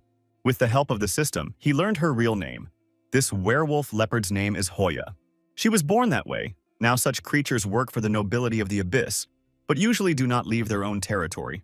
Apparently, she's not the only werewolf from the lower floors, because such monsters are constantly being caught by people now. It's unlikely she served any nobles, as her manners are still at a weak level. Now everything has changed. The wolf monkeys from the 6th floor ended up on the 2nd floor. About the same thing happened with the hell spiders and werewolves. It was as if the abyss had swapped all the monsters. Chaos had begun. Werewolf leopards are the strongest warriors, so their labyrinth will need it in future battles. Kim immediately warned Hoi that if she ate everything in a row, they would make soup out of her. A lot happened over the next few days. Kim received payment from Mr. Song, and also spent some time with his family. The maze was also fun. Everyone around, especially Dominican, tried to teach Hoi good manners. So far, there are serious problems with this. After 2 weeks, he finally returned to his native labyrinth. What he saw here surprised him, but he is glad that Hoya was able to adapt. To be honest, everyone else has had to adapt to the arrival of this werewolf, but that's the new reality of Nagi's labyrinth. After that, the master went to check the internal cores, which had already completed their synchronization. The new core is fully formed. Now you can summon many new creatures, but this requires a lot of crystals. To start, a few new warriors are enough, such as a long-range scout and a spellcaster. Now you won't have to worry about research, and thanks to the caster, the level of losses will decrease. Dominicana said that this is not all. They now have a new serious problem. To be more precise, they have absolutely no food. Without permanent hunting grounds, they will start to starve in a month. For Rickshaw, so that together with him they could explore the nearby lands and find a place to hunt. Also, the Dominican is now allowed to use the energy of the labyrinth core to improve the forge and laboratory buildings. Kim also hasn't forgotten about his eminent warrior Quint, who will now train soldiers and protect workers. Draken will also not be left without a job. From now on, he will be responsible for Hoi. After these events, a month of commands passed. Nagi's labyrinth became incredibly strong and improved its skills. Rumors spread very quickly that the Naga king had become a nobleman, so no intellectual dared to approach the labyrinth anymore. Thanks to the strengthening of the defensive troops, it has become easier to defend against monsters, and thanks to minerals, you can now build new equipment. Constant training and research helped improve the skills of absolutely all members of the maze team. Under Rickshaw's command, a special team of horned rat scouts was formed and a large network of tunnels was created throughout the maze. This team monitored all scout bases and safe zones. Now absolutely everything is under control. Soon, Rickshaw reported that she had received a message from the northern scout base. It turned out that a small army was located half a day's journey from Nagi's labyrinth. There are approximately 30 soldiers in this army, and there are also 2 commanders of heroic rank. Now we need to focus on defense. Instead of thinking about offense, Kim will personally go to lead the process. He soon found himself at the northern gate of his territory with a full support group. The approach of the enemy army was already visible to the naked eye. Looking closer, you could see all these mysterious creatures who consider themselves worthy to come to this earth. It turns out that they serve Malik, the Hammer King, and carry out his personal orders. Their goal is to request an audience with the Labyrinth King Nagi, and they won't let any nasty guys stand in their way. If he wants to stay alive, he has to let these giants, or, as it turns out, dwarves, pass. A little later, they all fell to the ground and began to bow to Kim, although he is not their king at all, and it is unknown why they do this. It turned out that they came here to pay their respects to him. He was the first in this territory to receive a noble title.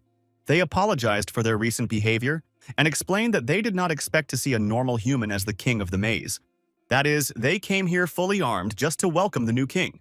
It seems Malik wants to establish friendly relations with Kim, and they brought strong warriors with them only for protection. As a congratulations on receiving the title of Baron, they brought a gift with them. These deep crystals can be converted into a large amount of energy for the labyrinth, and it's a pretty good gift. Kim forgave them for their honesty and smiled at the sight of the large number of crystals. They are the first to come here with this purpose, and it really surprises the guests.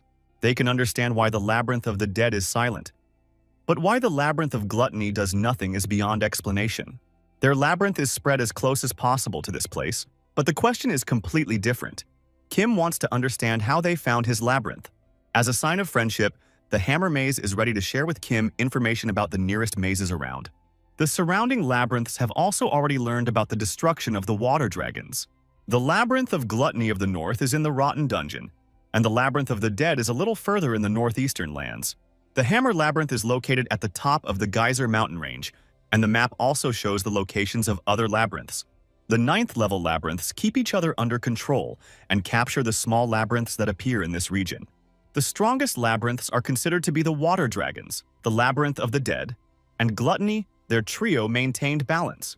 So it turns out that Kim appeared and disrupted this balance by destroying the water dragons, and now the 9th level is waiting for a bloody massacre, which is why weak mazes, like the Hammer Maze, will start coming here and trying to befriend Kim. The master likes their honesty. If they hadn't tried to lie to him, he would have learned the truth anyway. Nevertheless, Kim still can't believe that the 2 labyrinths are keeping everyone else at bay. The idea of creating a trio of balance was suggested by the Labyrinth of Water Dragons and the Labyrinth of the Dead. Gluttony was not interested in it. All their king did was sit on his throne and grow in size, but his body became so large that he gained extraordinary strength. As long as he doesn't need to feed his warriors, he won't leave the labyrinth. But sooner or later, he must get hungry. It turned out that their base is in a favorable location. They easily receive energy without any losses. This is very valuable information, and Kim wants to thank King Malik for the gifts and help. They have come a long way, and so Kim wants to offer these warriors some rest, but they immediately refuse. These guys are afraid to meet other labyrinths, so they will have to call Quint and escort the guests home. Soon they were all on their way. Very soon Quint would be back with his support group. Rickshaw said that this information can really be trusted. Their maps show the area correctly. Soon everything happened exactly as the goblins had predicted. The guests became more and more numerous. Over the next few days, they were visited by labyrinths of dreams, swamps, and travelers, and creatures resembling witches and fairies were obtained from the Labyrinth of Snow. Swamp Maze sent slave-like swamp creatures to this land, and aggressive centaurs were obtained from travelers. All these kings are worried about their future and therefore want to establish a connection with Kim, and this is understandable. But only goblins know how to behave because centaurs are not at all well-mannered, although they should be noble. There was no news from the Labyrinth of the Dead, but the parasite soon noticed a foreign presence. Kim understood what was going on. He used his skills to grab something. Directly above his room was a glutton, the most ill-mannered guest of all. They sent in this creature and didn't even come to say hello. This is blatant espionage. These gluttons have a collective mind.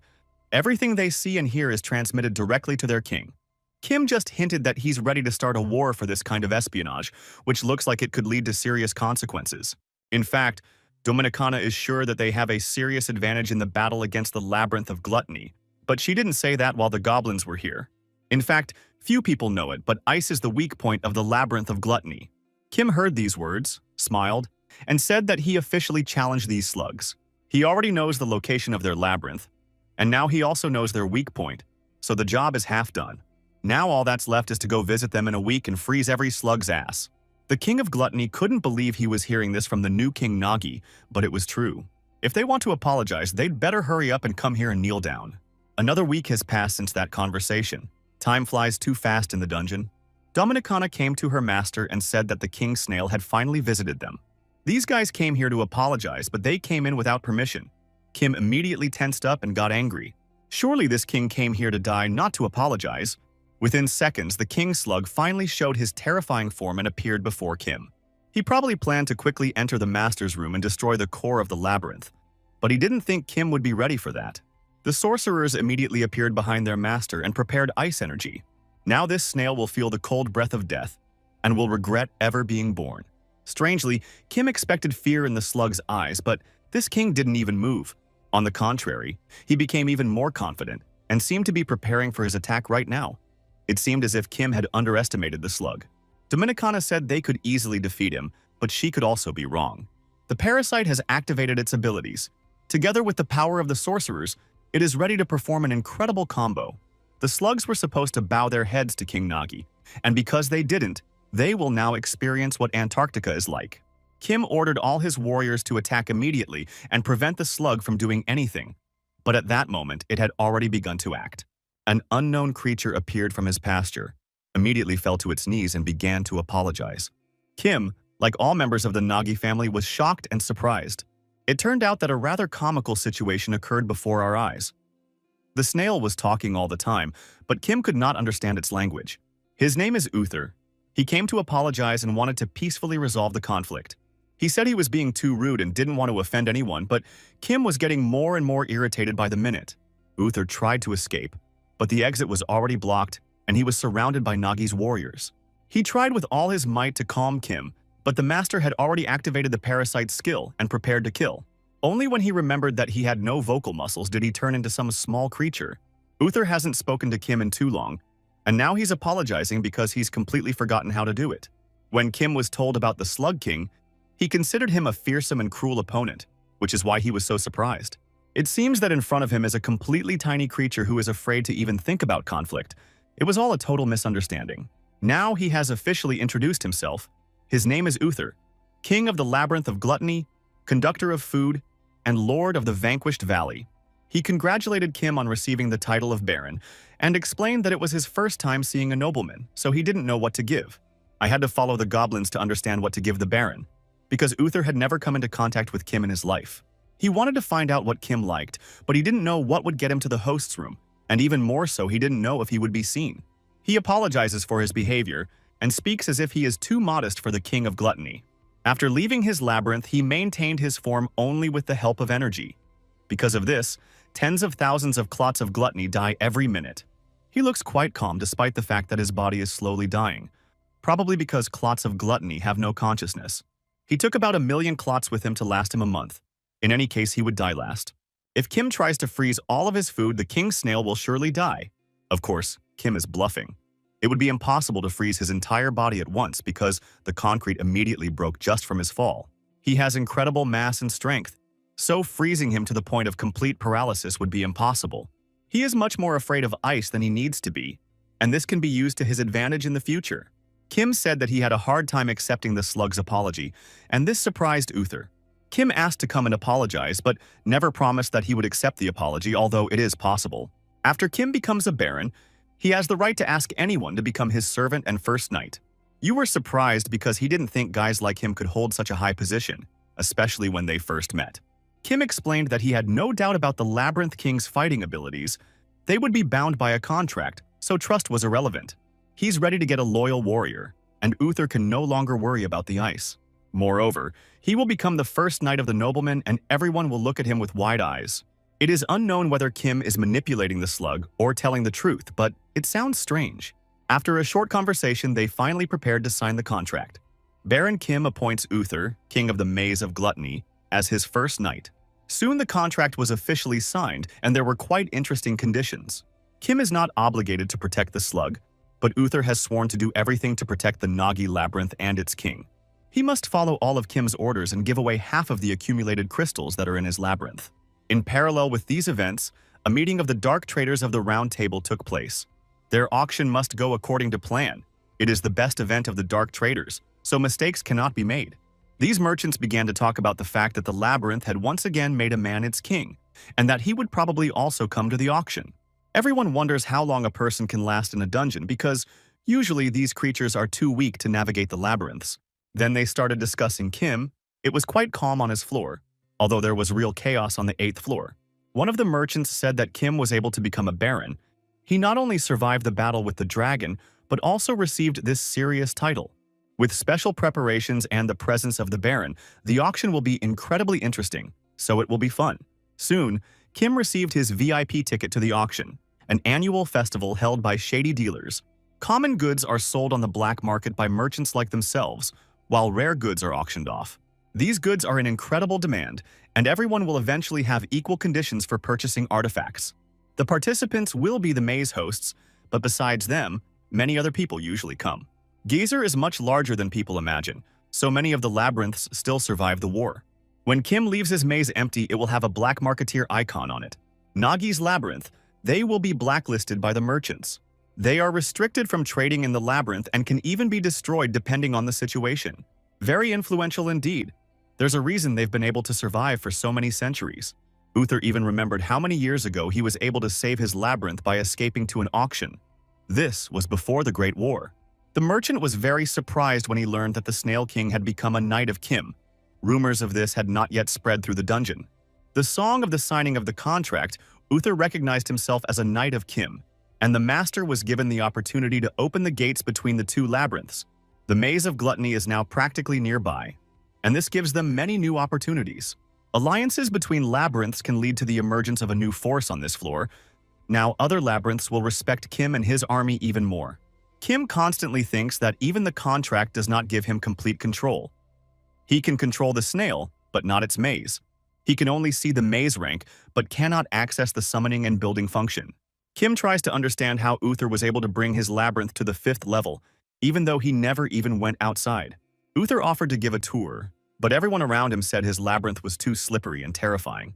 Returning to the topic of conversation, the merchant said that he was giving away VIP tickets instead of regular tickets because Kim had become a baron. Now he will sit in a separate room with a good view of the auction items, and other participants will not be able to disturb him. He will also have the opportunity to enjoy free food and experience the highest level of service.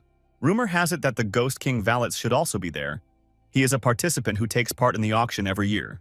Usually this king is interested in biological experiments, so he buys live goods.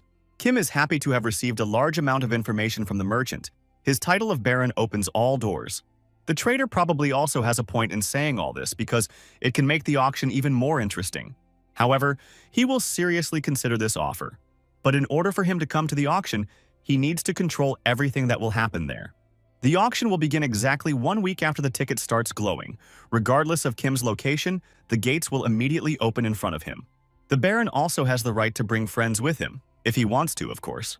Another week has passed since this conversation, and we are now back in the labyrinth of gluttony. It's too slippery and horrible around here, and you can also smell something unpleasant. They came here because the beasts might jump out when the auction ticket is torn, meaning this maze is used as a shield. Quint has already hung the black market trader's flag near Nagi's labyrinth, so no one should attack this place during the auction. Almost all of their forces have gone on a well-deserved rest. The Ghost King is also participating in the auction, so there is almost no threat left. Only werewolves can attack Nagi's labyrinth while no one is there, but Quint will keep a close eye and guard the area. Uther and Rickshaw know the appearance of all the maze masters on this floor. They will go with Kim. The master said that Dominicana must stay here so that the labyrinth can continue to function normally. He apologized to her for this decision, but she assured him that it was her job.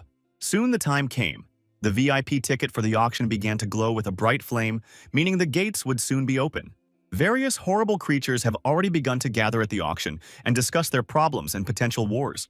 A huge number of conflicts can break out at any moment, but fights are prohibited at the auction. Kim doesn't like these loud conversations, but he understands that it's part of the environment. He was explained that most buyers are at war with each other, and he will have to accept this. They have other circumstances besides the auction.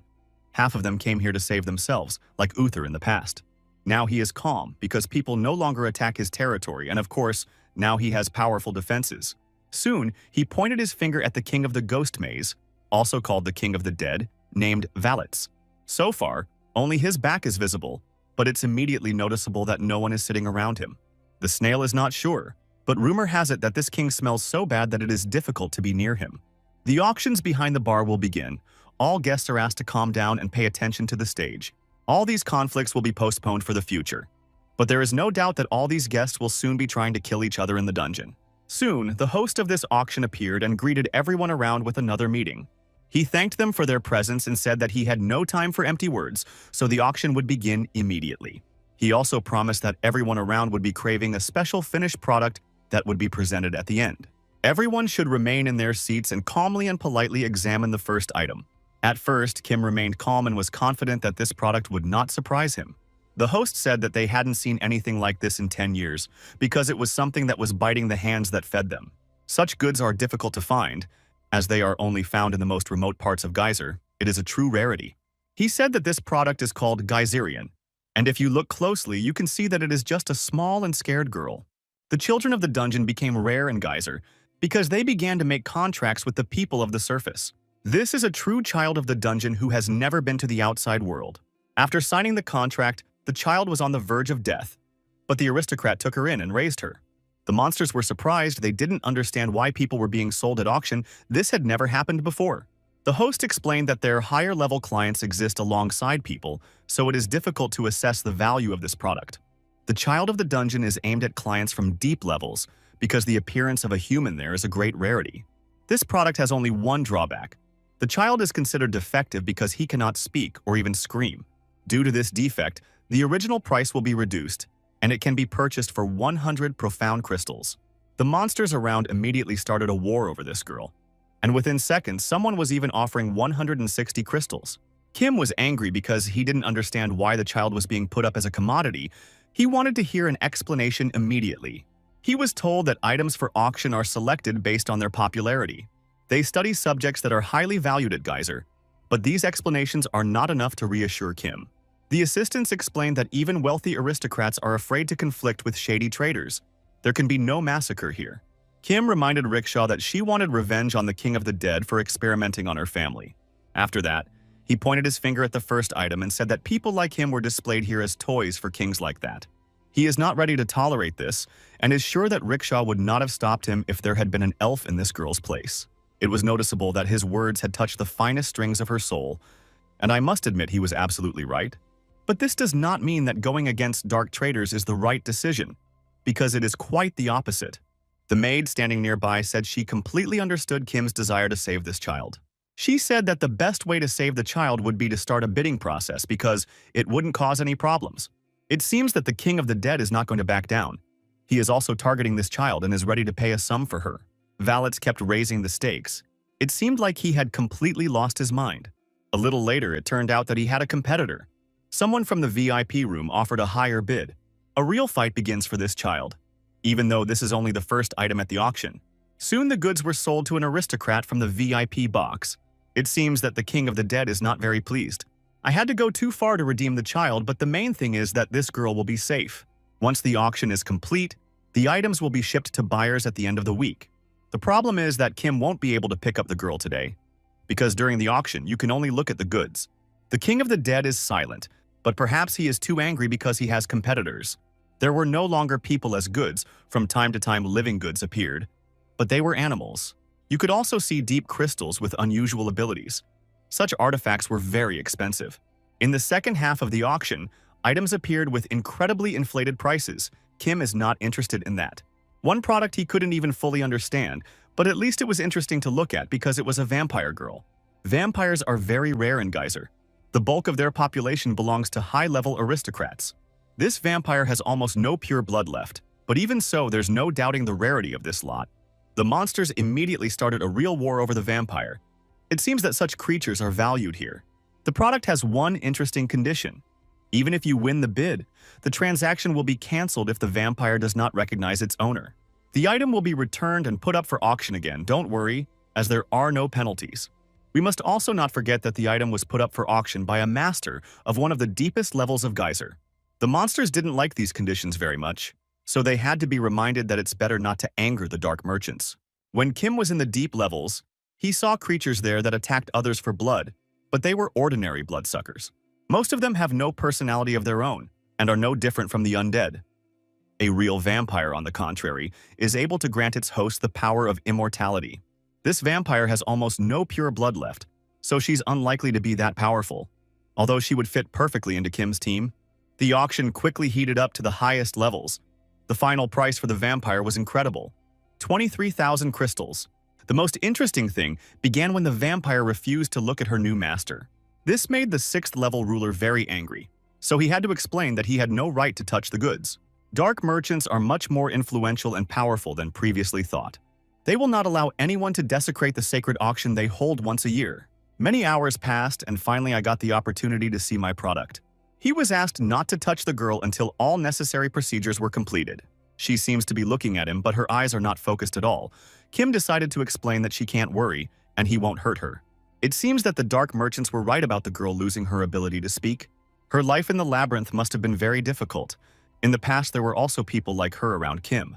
Kim explained that he was now her master and she must serve him. But at that moment, the girl fell face down on the floor and began to cry. She must have been treated terribly and turned into a real doll. But maybe this can be fixed over time. The girl didn't say anything or answer any questions. She would have to be raised by other Nagi. If Kim gives her up to find the right parents, there is a high probability that she will be abandoned or experience violence from other people. Kim understands perfectly well that something like this could happen, so he will have to take care of her for a while. The guy promised to come get the girl in a week and asked her to rest during that time. He also said that he was very dissatisfied with the storage conditions of the goods, that the shady traders could have arranged everything much better. Now this child is part of the Baron's family, so he orders to watch over her and treat the girl as a Baroness. We need to find her a separate room, constantly starve her, and heal her of all her injuries. He is not going to buy damaged goods, so they are obliged to immediately fulfill all his requests. The maid said she agreed, but she thought slaves should be treated completely differently. These words made a serious impression on Kim.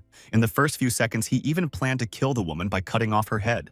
She probably doesn't understand that she's also facing a child of the dungeon, so she better filter her words. I had to immediately apologize and promise that everything would be fine with the child. Only after that did Kim leave.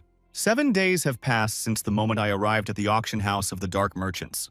He spent most of his time in the noblemen's quarters, where they were given excellent food and good living conditions. It was pretty good. If you don't take into account the lack of entertainment, overall Kim was satisfied. They had enough free time, so he was able to hear Rickshaw's story about her terrible past.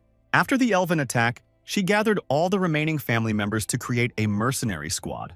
They survived by helping various labyrinths, and their mercenary guild was quite famous for its fighting skills. The problem was that the entire guild was made up of elves, and because of this, the king of the dead Valitsa set an ambush for them. Rickshaw was the only one who wasn't sacrificed, if that wasn't hard to hear. But that's common practice in the dungeon. This place doesn't recognize weakness. Rickshaw understood that strength alone was not enough for revenge, so she always tried to use her mind. Kim understands her situation and promised to help. He was the one who forced her to become part of the labyrinth, so now he is obliged to support the elf.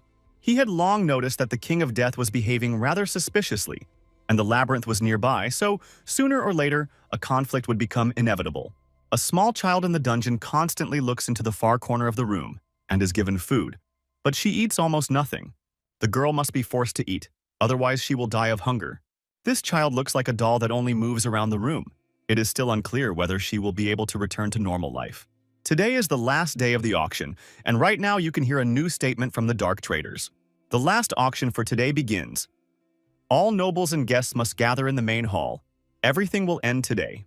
Apart from the little girl, Kim didn't buy anything else. Most of the goods were luxury items, which is not at all interesting to Master Nagi. In addition, as soon as something useful appeared, the price immediately shot into space, like the price of Bitcoin after the Trump election. The final auction was no different from the last one. The goods were not interesting at all. Kim said that he would rather spend his precious crystal reserves on improving the quality of the army. Finally, it's time for the final auction item. Maybe at least there will be something of quality here. Everyone should remember who this girl is. She is a special item in this auction that has refused her buyer over the past week. Kim doesn't understand why the vampire came here at all. She seems to be here only to laugh at the participants. The moment the host began his speech, the girl started talking and said that she understood that she needed to be sold. Since she understands that this is the last day of the auction, She thinks she needs to add something spicy to make it more fun. In a few seconds, she transformed and completely changed her appearance and said that now she would choose her own master. This owner himself will say how much it costs, and regardless of the quality of the offer, it will be sold for this price. The host agreed to her terms and said that this event was really suitable for the finale of the auction. The girl said that she made her choice on the first day and immediately headed to the VIP box. It is there that the baron who bought the first item of this auction is located. When she smelled this guy, she immediately fell in love and could no longer hold herself back. Kim was trying to figure out if all vampires behaved so strangely, so he had to ask Rickshaw. The elf had seen many things in the dungeon, but she had never encountered anything like this. She looks like some kind of nymphomaniac. Maybe we should be careful with her to avoid unnecessary problems. It became obvious that the vampire had chosen its master, and that choice was the Baron of the Labyrinth, Nagi. The monsters were not very pleased, although they understand why the vampire chose the Baron. Now its price depends entirely on Kim's assessment. It will be sold for the price he sets. Looking more closely, Kim said that this girl belonged to the lower class. Everyone around him immediately began to call him a fool who understood nothing about the true treasures of the dungeon. Rumor has it that she is priceless, but Kim is still sure that this girl is too low level. He is not willing to pay a lot for her because he does not want to waste his treasures on something unnecessary, especially when he can choose the price himself. At first, he thinks it's just a waste of time, and besides, he doesn't understand what this girl is capable of. If he realizes that she is of no use, he will immediately return her to the auction and will not feed her at his own expense. The girl was also unhappy that she was being paid the lowest price in the history of the auction. Now she would be called a vampire for 1 stone. However, now she doesn't care how she's evaluated because she wants to eat, or rather drink blood. The host thanked everyone who participated in the auction and now said that it was time to prepare for next year's auction. The dark merchant believes that buying a vampire for such a small price is a real robbery, meaning the Baron is very lucky. Since Kim is busy with his own business, you can immediately skip all the empty talk and get down to the payment. As soon as it was time to pay, this merchant immediately appeared, although he was difficult to spot during the auction. Kim also wants to know why, after he defeated the neighboring maze, he was given the title of Baron. Now he came to a random auction and the vampire chose him. It's unlikely that all this is just a coincidence. Although it's a bit rude, the horse is just as much the owner of the maze as everyone else. The dark traders understand that they too stand to gain if Kim expands his influence beyond the confines of the Nagi labyrinth. In fact, as far as the vampire is concerned, the previous owner loved her very much, so there could be serious problems with her upbringing. Kim listened to the merchant and said that he didn't need the vampire at all. He asked to take her for himself. If her previous owner was so attached to her, then let him take her back. This girl was shocked by these words.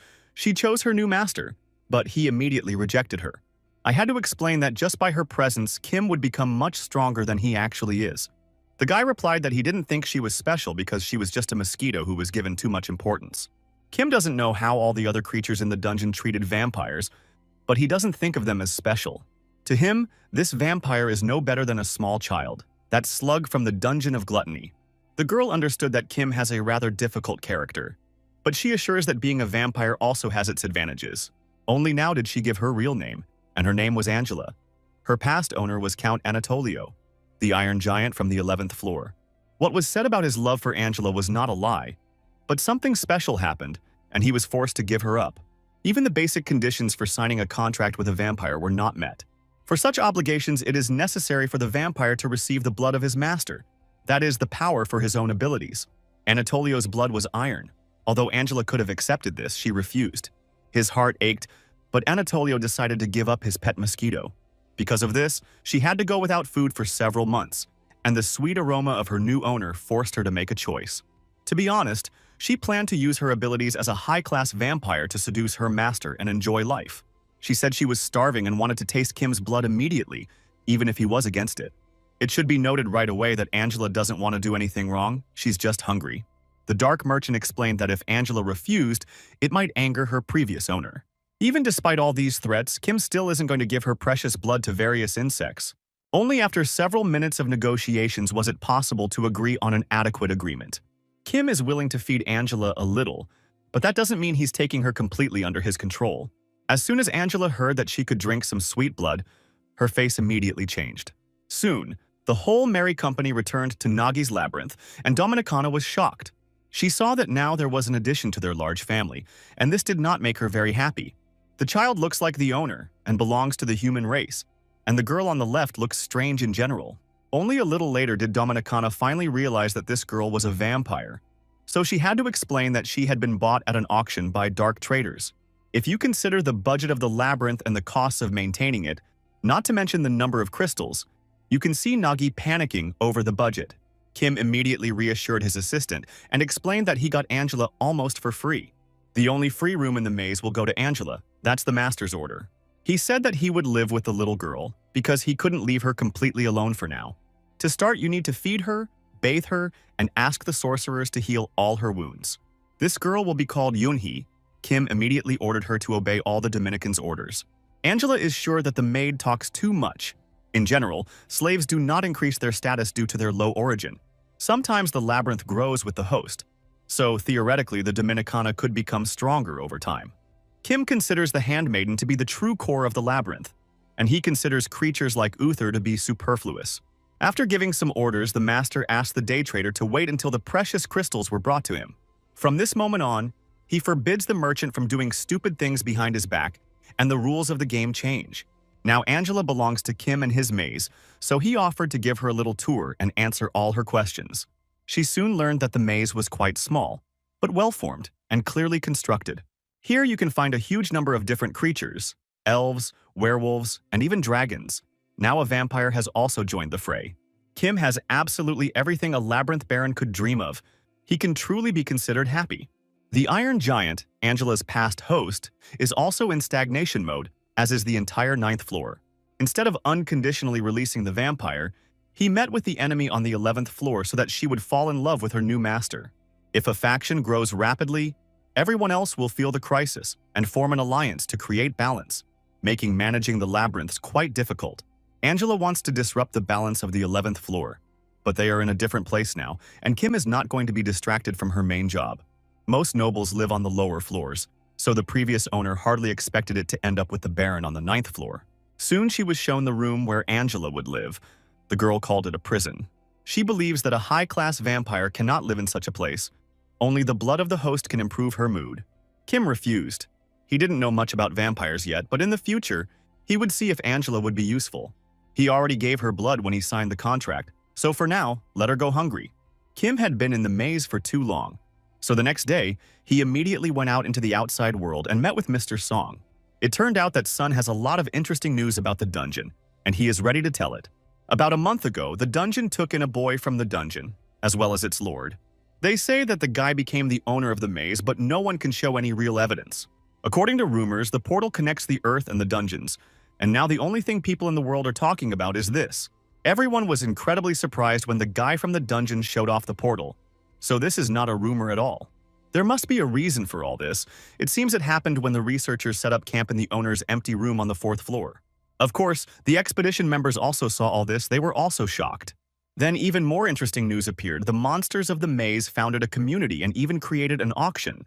There were weapons for sale, as well as a child from the dungeon, it seems. This guy also participated in the auction, but Kim didn't notice him at all.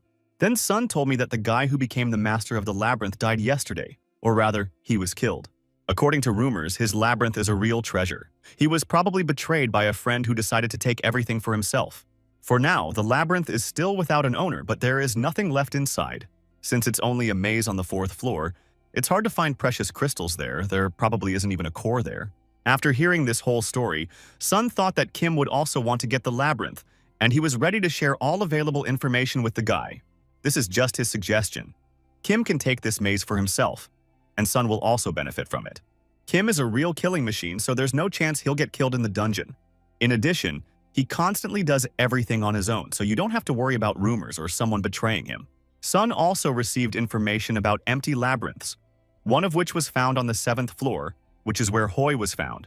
According to rumors, the association has already sent its people there, and even one of its best warriors. Uncle Song is probably talking about a warrior named Zhonggul. Kim has met him before.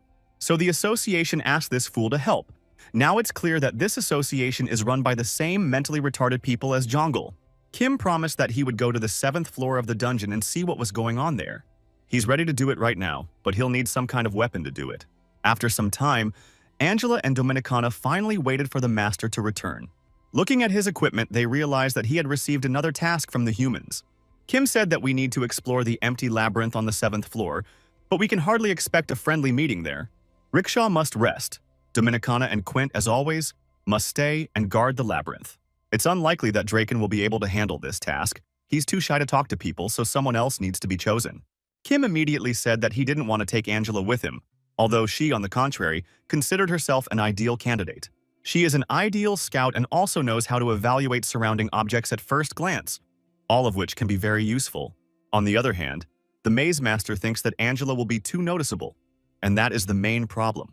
After some thought, he decided to take a chance and take her with him. At least it was a good opportunity to see what she was capable of. Uther will also go with him.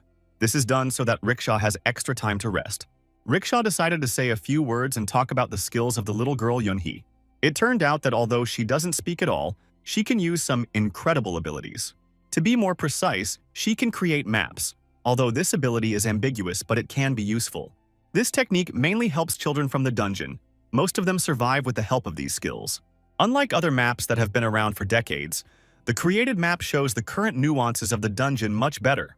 Activating these abilities doesn't require much physical strength or energy, so it was decided to take Yunhee with them. Soon the team was assembled and set off. A long journey ahead of them. They left 2 days ago, but haven't encountered a single monster yet. Angela believes it's all thanks to her because everyone is afraid of her. They may also be afraid of this funny snail, although he doesn't like it when people talk about him like that. Not much time has passed since the auction, and Angela already feels like a fish in water in the Nagi family. Uther doesn't really like her. He's tired of listening to the constant insults and needs a year off to restore his mental health. They soon reached a potential entrance to another floor, but getting to those wouldn't be easy. There is usually always someone watching the entrance, so you have to be careful and not run into monsters. Soon they found themselves on the 8th floor of the underworld. It is not yet clear why this area is considered safe. The snail looks incredibly scared, probably because it has never been on another floor in its life. This is not surprising because the kings of the labyrinths very rarely leave the territory of their homeland. The further you move away from the floor you were born on, the weaker you become, your strength decreasing by 1/5 with each floor. That is why the inhabitants of the lower floors did not participate in the Great War. Without this restriction, people from the surface would not have been able to conquer the underworld. There is some truth in these words, as most battles between humans and the inhabitants of the underworld involved only mid- and entry-level beasts. In rare cases, when really strong monsters appeared, they helped very seriously in battles against people. Angela is sure that for a creature like her, it doesn't matter how far she strays from her territory. She says that only a weak king such as Uther could fear such an effect. Soon the Snail King felt that they were surrounded. There were about 50 wizards around. Kim once said to be careful, but that still wasn't enough. He ordered the snail to take Yunhee and protect her in case of danger. Surprisingly, the King of Slugs has his own personal safety techniques, although it's hard to even look at them. He will create all the comfortable conditions for the girl and even give her the opportunity to breathe easy. Meanwhile, Angela activated the camouflage skill and helped Kim hide and become less noticeable. Invisibility is an enhanced form of camouflage in which auras and even heartbeats completely disappear. After a while, you could see wild boars approaching. It was a real pack of these monsters. They immediately smelled the scent of alien creatures and guessed that someone had climbed up from the 9th floor. The boars are angry because someone has decided to hide from the Nose King's scent, which could lead to conflict. The king can perfectly smell the creature that came from another floor but cannot find them. Wild boars always want to eat and are already dreaming of finding some easy prey to make a delicious dinner. They need to be much more careful because if they meet Kim, they could turn into fried pigs themselves. It turned out that when Angela is in her master's shadow, they can communicate telepathically. They looked at the pigs together and laughed at their silly faces. These boars could not even notice Uther, who pretended to be an ordinary stone. Judging by their low intelligence, you can't be afraid of these strange creatures. They are unlikely to create serious problems.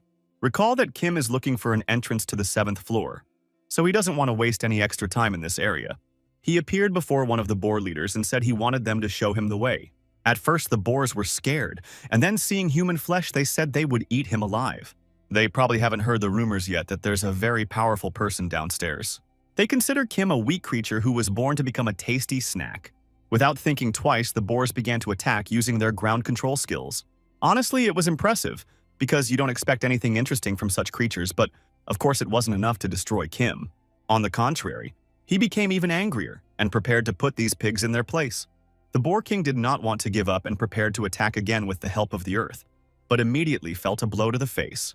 Within seconds, he was lying on the ground in a deafening knockout. Everyone else watched in surprise and did nothing. During a battle, you need to act quickly and confidently. Kim has long mastered all these rules of martial arts. He activated the Baron's skill and said that I could easily eat all these boars, but now he needs a guide. If they refuse to help, he will make them into a delicious barbecue, because no one has the right to refuse the Baron's request. The pigs immediately fell to their knees and recognized their leader. No one wanted to anger such a strong guy. They explained that they had come here for the smell and soon agreed to escort Kim and his friends to the entrance to the 7th floor. On the way, they met other boars on this floor and explained that it was better not to joke with the Baron. Some even began to make up legends about Kim and call him the Grunt King. Angela doesn't like it when those horrible pigs look at her. She said she would tear their ears off if they didn't stop doing it. Realizing that they were dealing with a real vampire, they immediately said they didn't want any problems. Boar blood tastes quite pleasant and is easy to obtain, and it is also useful for vampires. Several decades ago, the ancestors of vampires began to massively exterminate wild boars, so now all pigs are afraid of vampires like fire. Now their numbers are incredibly large. Over time, the pigs have become meaty and strong, but they still remember the past. After walking some distance, they saw that something large-scale was happening and immediately tensed up. Looking more closely, they realized that the king of the boar dungeon had appeared, and they might have to work a little harder again. This huge boar is too hungry to talk. He has come to eat and will not stop until he satisfies his hunger. He was told that the Baron had come from the lower floor with his friends. Kim quickly realized that this Boar King was quite strong, so he immediately activated the Baron's power skill. Oddly enough, the Boar King tries to resist the Baron's authority. This resistance is unsuccessful, and now the king is a little scared. This is probably because he saw the vampire with the Baron and thought they had come to destroy all the pigs. I had to explain that they were just passing by these lands and were not going to harm the local residents. They were interested in the 7th floor. The boar immediately explained where to go and ordered his assistants to help the guests. Asking pigs for help wasn't the best idea, but no one else can show the way. At first, the Boar King decided to suggest that Kim turn back and change his route. Such words immediately offended the Labyrinth Master Nagi. He prepared to take out his sword and demonstrate his power. No one has the right to force him to change his mind, but all this is being done because there is a war going on the 8th floor right now. It's better not to go here without significant military support because they could be surrounded, and then Kim and his friends will start having serious problems. There is only one way out. If the password distracts, it will briefly open the way for Kim. It's not often that dungeon lords appear in conflict zones, so this would look strange, so the chances are 50-50. The king has a condition. When Kim finishes all his business on the 7th floor, he must help the boars with their problems. It's like a deal. A war of attrition has been going on for 2 days now, with bloody lions and striped wasps from the 7th floor fighting for territory. The Boar King ordered his warriors to go to the labyrinth and strengthen the defenses, not knowing what to expect in the future. They are afraid to let their king go without support, but he assures them that he only wants to attract some attention, not fight his enemies. Marcus, the Blood Lion, occasionally appears on the battlefield. According to survivors, he is incredibly dangerous, and therefore the pigs fear for their king. This lion came from the 7th floor and is trying to take some territory for himself, but the Boar King is not afraid of anyone. He assured his soldiers that they could not worry about him and promised to return soon. Honestly, this giant hasn't been on the battlefield for a long time, and I would have loved to watch him fight a lion. If he's really going to warm up and show his full potential, it'll be interesting to watch. Pigs consider their king invincible. If he is in good shape, no one can stop him. During attacks, he turns into a real titan, ready to destroy everything in his path. It seems that this titan has already begun the process of distraction. All that remains is to wait for the perfect moment and quickly make his way to the 7th floor. Soon it seemed that the Boar King had done his part of the deal. Now all the enemies were closing in on him. Judging by the sounds, even monsters 2 days away have become involved in this situation. A bloody massacre will soon begin here. Kim has a few days to reach the entrance to the 7th floor. She has to hurry because anything can happen. Let's fast forward 3 days and look at the 7th floor, because that's where our main characters ended up. From the very beginning, they encountered dangers, but each of them understood where they were going and what they were risking. After climbing 2 floors, Uther began to feel like he was wasting too much energy, but he still had to protect Yunhee. The master ordered to keep the girl safe and make sure nothing happens to her, which is exactly what she should do herself. At one point, he lost his vigilance and saw an enemy approaching her. But it turned out that Yoonhee could defend herself. All this time, she only pretended to be a small and fragile girl, but in times of danger, she turned into a real monster. After that, it's unlikely anyone will want to compete with her in strength after all. She's a child of the dungeon from the 11th floor, which means she's almost a devil. She can't use her powers to their full potential yet. It takes a little training and perseverance. Kim approached the girl and placed a sword in her hands. Perhaps with it, she would be able to reveal her full potential. If she continues to destroy her enemies with the same hatred in her eyes, she will be called an avenger in the future. Her body movements show that she has been used to fighting since childhood. She probably likes being a warrior, not a caveman. Maybe it's just talent. But in any case, Uther can rest assured because now Yoonhee will protect him. He also suffers from constant enemy attacks, but Kim is not going to help the Slug King. Angela looks pretty confident. She uses all these vampire tricks to stop any enemy attacks. She doesn't want to drink this dirty blood and thinks it's better to get a little hungry and taste something tastier, like Master Kim's blood. A drop of enemy blood fell on her hand, and out of curiosity, she decided to taste it. It turned out that she had never tasted anything more disgusting in her life, unless of course you take into account sugar-free Coca-Cola. The situation is still tense. There are too many monsters, but Kim and company have already wiped out half of the enemy army. If we continue at the same pace, we can finish soon, especially if Yoonhee helps. Everyone knew about the war on the 8th floor, but no one expected to see such a mess on the 7th. It's starting to get annoying. If Angela uses all the power of her master, she can destroy all the monsters together. But to do this, she needs to drink some of his blood. Let's remind you that a vampire's power always comes from the blood of its master. Only in this way can vampires be extremely strong and useful. Kim promised to give her 2 glasses of blood when they were done with all these problems. Angela had been dreaming about this for a long time. Now she is ready to do absolutely anything to make Kim fulfill her promise. When it comes time for the Blood Festival, this girl is unstoppable. Now is a good opportunity to understand how useful she is to the Nagi Labyrinth. Soon this Blood Festival was over. Not a single monster remained, and Angela was visibly tired. Kim expected a lot from the vampire race, but he couldn't believe that it would actually destroy everyone around it for a small portion of his blood. All the other team members look healthy, Uther is a little tired, and Yoonhee doesn't seem to have fought the other monsters at all. A little later, Kim saw something strange happening. His inner intuition told him that a storm was approaching. It is unknown where the attack on Kim and his team originated. They could not have predicted it. The team leader immediately ordered everyone to take cover and prepare for danger. Angela said she killed everyone around her, but Yoonhee was attacked by an unknown sorcerer. Angela assured me that there was not a single living creature around, but this was absurd. Yoonhee has disappeared somewhere. Uther can't find her anywhere, but he must not stop. He must continue his search. He also noticed that there were no traces of the girl on the ground. She seemed to have completely sunk into the ground. At first, these words seemed like nonsense, but then Kim remembered that something similar had already happened in his life. He calmed down and said that they had entered the labyrinth. Now it was time for the most interesting part. The map was immediately updated. It seems that the dungeon has summoned Yoonhee. Immediately, some parts of the map opened up, and in a short time, Yoonhee covered a large distance that would have taken several days. When Kim was called into the maze, he immediately ended up on the 9th floor, although he had previously been on the 1st. Soon he found the girl. She was indeed summoned by the dungeon, and now he had to hurry to catch up with her. He immediately activated his special invisibility skill, took his friends with him, and ran forward. There are a lot of monsters around, so you have to remain unnoticed. Otherwise, they will be detained. Yoonhee is quite far away, but thanks to her skills, you can see the girl on the map and try to catch up. She's just a baby who can't even eat on her own, so she can't be left without support for a long time. Angela saw that they were about to encounter a large number of life forms.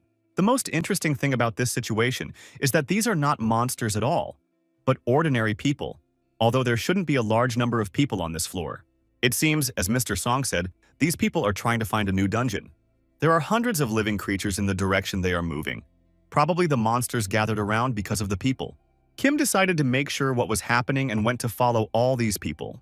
Apparently, they gathered near the dungeon to try to make money from it. But desire alone is not enough to become king. People probably don't yet know the full system of dungeons, but associations and free explorers are already fighting for these territories. Kim marked this place on the map and said that they would return later. Now the priority was saving Yoonhee. A little later, Angela noticed that there was a living creature next to them that she knew, probably their girl. The dungeon is in a remote location. People haven't found it yet. They decided to go inside. The dungeon doesn't have an owner yet, but it's functional, so you have to be careful. Everyone except Yoonhee will be considered uninvited guests, so anything can happen. They went quite deep but saw nothing interesting around them. It seemed the monsters weren't guarding anything. It seems like they are not inside a dungeon at all, but rather wandering in an empty cave. Kim also feels like he's been here before. Maybe it's just an illusion, but his intuition rarely lies. First, he asked Angela to analyze the situation around her. The girl did not respond, and he realized that she had disappeared with Uther. It's probably because of the dungeon, but he doesn't feel any signs of attack. Maybe he's gone beyond that area. He wanted to look at the map again, but it was gone too. And not just the map, but his equipment, skills, and even the parasite. Now he is completely naked in terms of combat training, and it is unknown how the 7th floor dungeon could not be so capable. Soon he saw that there was a guy next to him who thought he was crazy. This guy looks pretty calm and says that there are a lot of monsters around, so you have to be careful. After that, Kim disappeared somewhere, and a little girl appeared next to this guy. She went with this guy and told him that she had become the master of this dungeon and learned the parasite skill. The boy assured him that it was all just a dream.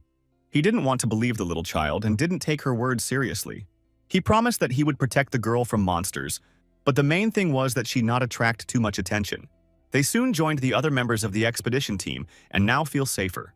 The guy told the other team members that he found a girl who was telling all sorts of nonsense, and in his opinion, she should write scripts for cartoons. While they are digging a path to the next floor, you can listen to it to keep yourself awake. Maybe they can teach her to dig and then they'll have another employee on their team. At first, everything was fine. No one was stressed and calmly thought about future plans. Everything changed so quickly that no one even understood anything.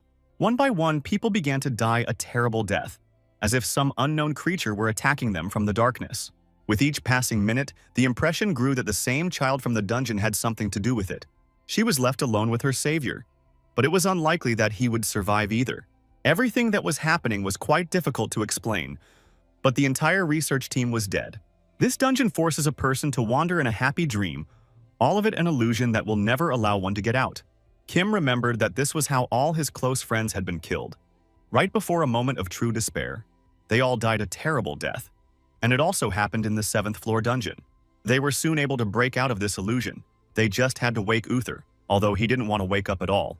Kim and company saw unknown creatures approaching them from the dungeon. Apparently, after the illusion didn't work, the dungeon decided to call on the minions of evil for help. Kim immediately prepared his parasite skill for active action and decided to show who was king here. There are very few warriors around. They are all the same and do not look like strong opponents. After waking up looking very angry, don't be surprised if he completely destroys this dungeon in a few minutes. We managed to calm him down very quickly. He is not a tyrant who destroys everything around him just because he is in a bad mood. After the problem with the dungeon servants was resolved, the search for Yoonhee continued. Apart from the illusions, there's nothing scary here. Even the traps are quite childish.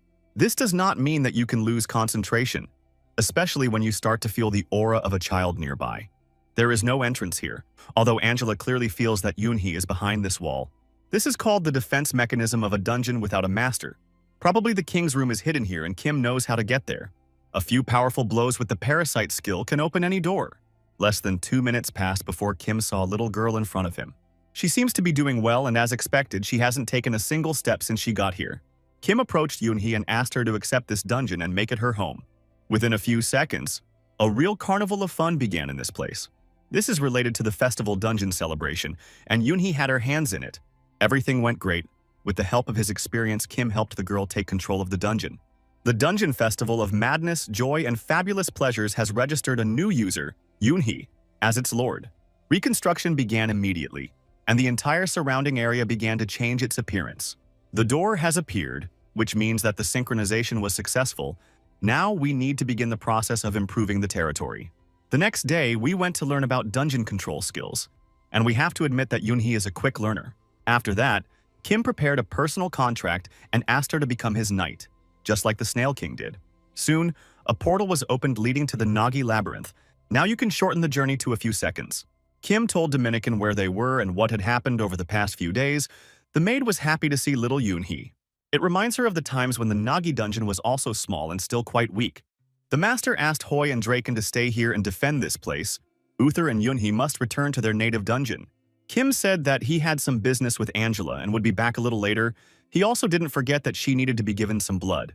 Their goal is quite simple. They want to go back and see what people are doing. The researchers and warriors of the association came here for the sake of the dungeon.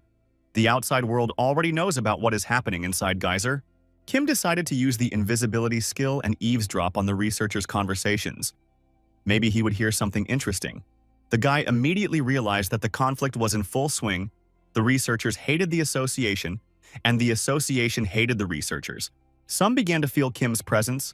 He is not visible, but his shadow seems to be starting to move next to people. People think a monster has visited them, so Kim decides to ask Angela to distract them. Among this crowd, you can also meet our old acquaintance, a warrior named Chongul.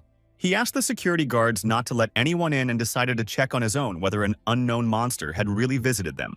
He believes that in any case, researchers are just dogs who are blinded by money and do not understand the greatness of the association. The soldiers don't understand at all what they have to guard. There is nothing valuable around. To begin, they must find something to explore and somehow figure out how to become the master of this maze. None of them even noticed that the king of another labyrinth was already nearby, who had been eavesdropping on their conversation for a long time. Within seconds, he had killed both of these guards without any hesitation so that they would not interfere with his business. Other association warriors may return at any moment, so you need to hurry. At the end of the corridor is the dungeon master's room. You may need to go there. This dungeon looks quite strange. There are no labyrinths, ambushes, or even a containment core. Probably everything was destroyed at the very beginning. The core was formed and didn't even reach the 3rd level, so it's a dead dungeon. Surely this dungeon is ready to accept a new host. Kim decided to activate the parasite skills. He immediately found the core of the dungeon without a master. Currently, this place is in an inactive state. It won't be activated until it finds its leader, but Kim has an idea. He tried to do something, this technique is called engraving, but the system refused to let an outsider in. If the dungeon core is left in the same state, it will activate on its own. You can't be sure that the new owner of this dungeon won't be someone from the research team or the association. Kim doesn't like people exploring labyrinths at all. It could lead to chaos underground. He understands that sooner or later a person will become the master of the dungeon and begin to study Geyser from the other side, but that will be for today. He tried to forcefully remove the inactive core, but the dungeon immediately began to resist. There were people nearby. They all heard strange sounds and thought that monsters were approaching them. Only a little later did Chongul realize that anomalies had begun in the dungeon and called other warriors to help him.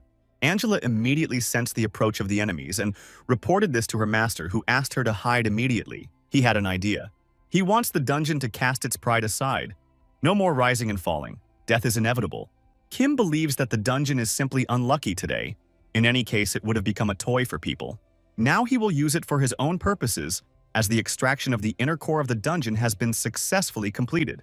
It was at this moment, when the deed was done, that the association warriors appeared on the horizon. Jong-gul carefully looked around the room and saw something very creepy, something that looked like a monster. This is probably one of the forms of the parasite that lives in Kim's body. It's immediately clear that this skill has reached another level. None of the warriors of the association had ever seen anything like this. They prepared for battle, but deep down they understood that they were doomed. No one even had time to get out their weapon and swing it before the parasite had already taken over their bodies. People who had not gone inside the dungeon heard these terrible cries of the warriors and began to tremble with fear. The association warriors begged to stop. They called for their mother for help and shouted that they didn't want to die. Only a few managed to survive, but they will forever remember this dark day of their lives. Yonggul is one of those still alive. He ordered the warriors to prepare for battle if they did not want to die. The huge monster was already preparing for dinner. In front of him was a large assortment of human flesh and blood. He would be able to enjoy these snacks for a long time. It seemed that the people were doomed. But at the last moment, the monster began to flee in a completely different direction. At first, they wanted to chase him, but then they thanked God that they were alive and decided to stay put. It seemed like it was the local floor guard protecting the dungeon, and that was enough to make everyone leave the place. Nobody needs massive losses. Kim was able to achieve his goal and can now be satisfied. Now the parasite has gone into a dormant state. Kim had no idea that he would be able to create such a large monster from this snail. It takes a lot of strength. After he took the dungeon core, there's nothing more to do here. You need to transfer this artifact to the laboratory and rest a bit. Only a little later did Kim remember that he could not return to Nagi's labyrinth. Particularly attentive viewers remember that he has an obligation to the monster on the 8th floor. I had to return to the Boar King. They were happy that Kim really knows how to keep his word. Very quickly, the Maze Master Nagi was taken to the Boar King, who had been waiting for him for a long time. It turned out that distraction was costly for this monster. He paid the price so that Kim and his team would not be harmed. Surely the king of boars met with the same lion named Marcus, who came from the 7th floor. The Boar King decided to retreat after a fierce battle. Although his warriors still consider the king a hero, the blood lions are very fast. They absorbed a huge amount of the dungeon's energy and moved to the 8th floor, changing their residence. That is why there is constant fighting on this floor. Now everything around resembles a catastrophe, war, and chaos. It is unclear why the lions did this, probably because of the people who came to the 7th floor. The Boar King was upset that he had to speak to the Baron in this manner, but these were the harsh conditions of life in the dungeon. He explained to them that he had returned to complete their deal, that he understood that because of him, the king had found himself in such a difficult situation. Kim has long wanted to leave this floor and return to his home, but he doesn't understand what the king wants. After a short conversation, it turned out that their desires coincided. The king also wanted to leave Mary. This is a terrible place. He is ready to go with Kim and become his knight, probably all because of the bloody lion. There is hardly anything wrong with this. The Boar King is tired of fighting a strong enemy and wants to find himself a safe haven to rest. Now, it's hard to understand what this boar is worth. The same goes for his people. They haven't yet been tested in real battles. On the other hand, the pigs have already heard many good words about Kim. They know that after only 6 months of his reign, he was able to defeat the king of the water dragons. It is unlikely that he was able to do this through luck alone, so receiving the title of Baron was well-deserved. It seems that the Boar King knows Kim's story very well, but now he must tell his own story, his own path and destiny. If you look at his warriors, you can understand that this labyrinth is held together only by the king's strength. To be honest, he was also like them before, fighting to protect the labyrinth and trying to survive. This helped him become the same king, a strong and powerful warrior who protects his territory from enemies. Some people treated this maze like a grocery store and took all the pigs for their barbecue. The king always took the initiative to destroy enemies who attacked his army. He was the only one who could protect the pigs. After decades of constant battles, he thought he could finally afford a little rest. But this time, bloody lions descended upon them. To be honest, he had had enough of all these battles and was frankly tired. He asks the Baron to believe his story and give him the opportunity to find peace in another territory. Although the boar tries to show his weakness, Kim must not forget that he is facing one of the strongest warriors on the 8th floor. He is an experienced monster who can help a lot in the future. He is tired and deserves a chance at a more peaceful life. Without thinking twice, Kim said that he was ready to accept him and make him his 3rd knight, because it would make Nagi's labyrinth even stronger. It will not be easy for some time. You need to understand that there are also a huge number of dangers on the 9th floor. The Boar King can be a commander. He is ready to share his experience with other Nagi warriors. As soon as the situation on the 9th floor stabilizes, Kim will immediately send a letter of invitation here. He will return here soon, but the boars must stay alive. They have to wait a little longer. First, Kim returned to Nagi's labyrinth, and then came to the real world to see Uncle Song. Sun already knows that an unknown monster has appeared in the labyrinth. It attacked the association and almost killed everyone around. Rumor has it that he is the boss of the maze and looks a lot like Spaghetti from Hell, perhaps because he is Italian. The association quickly abandoned the labyrinth and left the place, and Kim was not at all happy to hear all these rumors. He explained to Mr. Song that the labyrinth the association was involved in turned out to be dead, and this monster was not related to it at all. Sun hoped that it would be possible to get some precious stones from this labyrinth, but one must not forget that greed always comes at a price. Kim brought some stones from the dungeon and tried to cheer Mr. Song up. Maybe it would at least improve his mood. It turned out that someone had shown up here looking for Kim, and even left a business card. This is related to the country's development company. Kim wants to ask for a favor. This man's name is Juhek. He is the deputy director for country development, a rather serious and influential person. The president is worried about the chaos in the human labyrinth, which is why this organization was created. One of their team members is a child from the dungeon that Kim is familiar with, a girl named Lenara. They did not disclose the purpose of their visit, as it is a state secret, but asked Kim to call. There is probably complete chaos in this association as well. Kim cannot trust human information because people have no trust. Mr. Song did not expect such a reaction, but decided to remain silent and not anger the warrior. After that, they said goodbye to each other and Kim returned home. The synchronization of the party hall, the venue for the 2nd night Yunhee festival, has been completed. Now Yunhee has become the organizer of the party hall and can open a portal to the dungeon in which she is the master. Recall that all this time Draken was there together with Hoya. They protected the labyrinth from other monsters. During this time, no one even came, but for some reason there are many traces of vandalism around. Probably Hoya is playing again. It was at this moment that unknown animals appeared. They did not look like monsters and were hardly dangerous. Kim has seen something like this before. Probably these are the workers who will help rebuild the maze. He explained that he would order them what to do because he was the master of this territory. Kim ordered to immediately draw up a map and build a warehouse next to the labyrinth, but so far no one is listening to him. Angela suggested to her master to start a regency of the aristocracy, a skill often used by the Lord Anatolio. In this case, Kim will literally be able to control Yoonhee's maze, which is almost the same as taking the maze for himself. For a rational labyrinth master, this would be worse than death. But Yoonhee is a little girl. It might work for her. Kim asked the girl for permission, but she, as usual, didn't answer. Soon, she finally agreed to the regency, and Kim took full control of the labyrinth and officially became its leader, or rather, its deputy. Now the forces of the two labyrinths obey him. He has become a true aristocrat and has acquired the skills of this title. The large number of knights and regents enhances his abilities for aristocracy. Now it is clear why Anatolio was engaged in such things. He can't keep protecting the labyrinth, so he needs to improve the place immediately. He began the process of improving himself with crystals and ordered all slaves to work immediately. You should also consider calling in several soldiers to defend the territories. The structure of the troops of each maze is different from each other. Here the soldiers will be clowns, and there are quite a large number of them. Each maze has its own unique abilities and features. There is something special here called festival fever. The more opponents are neutralized, the stronger the festival fever will be. At first glance, it looks pretty good.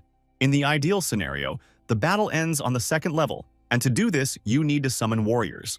Kim ordered the immediate summoning of a minstrel, a juggler, an acrobat, and even a clown. They are all defenseless, but you can give them a unique ability called Sweet Dreams. This technique is also known as Sweet Sleep, something like an illusion, but this technique gathers a lot of the power of the labyrinth. This is quite similar to the hypnosis used by the 7th floor maze, and can be used against a strong enemy. It must be admitted that this labyrinth is the complete opposite of Nagi's dungeon, and that is a problem. Kim is used to managing his own dungeon, so here he has to start all over again. If you create a guerrilla unit and start a secret struggle, this skill will not help at all, especially in conditions of total war. Nagi's Labyrinth. You can summon all warrior classes, but there's nothing special about it. If Kim had started his descent into the dungeon from this very labyrinth, the Water Dragon King would have destroyed him in a matter of seconds. Kim asked Yoonhee to activate this skill and test it on other monsters. Test subjects like Draken and Hoya are ideal for this, even though they don't suspect anything. Kim assured me that nothing bad would happen. The main thing was to relax my body and not tense up. The sweet sleep habit started working immediately, and it was quite interesting to watch the reaction of both patients. Draken immediately imagined himself as a descendant of ancient legendary dragons. He felt the strength in his muscles and an indomitable character. Watching him sleep is quite an interesting pastime. Now it's clear how it works. The minstrel is an assistant in this maze. You can also try this skill on him.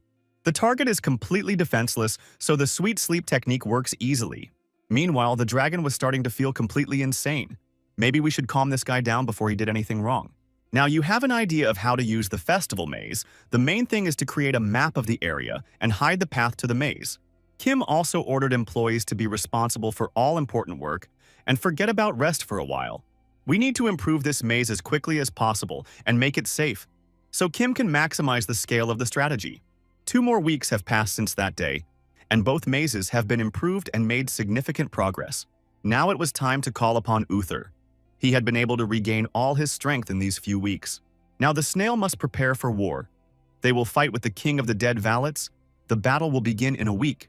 Kim is not joking at all and orders Uther to immediately send a message to the king of the dead calling for war. Hearing the word war, the snail immediately began to scream and crave blood. He had never behaved like this before. After that, he calmed down a bit and suggested that valets be ambushed and not given time to prepare for war. Of course, this is considered a rather cruel strategy, not telling your opponent about your intentions, but it gives you a better chance of winning. Rickshaw entered the room. It was noticeable that her leg was injured and she looked exhausted. She said they have a problem because Count Anatolio is approaching their territory right now. As soon as Angela heard this, her face instantly changed. Probably the first time you could see fear in a vampire's eyes. It seemed to her that the nobleman from the 11th floor could not go up to the 9th floor. Perhaps there was some mistake.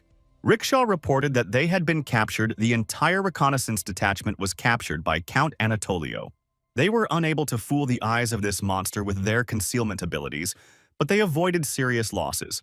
The Count decided to let them go. He was not alone. Next to him was a dark merchant, as well as the demon she had already seen. It is unlikely that they will pass by because their destination is the Nagi Labyrinth. Rickshaw is sure of that.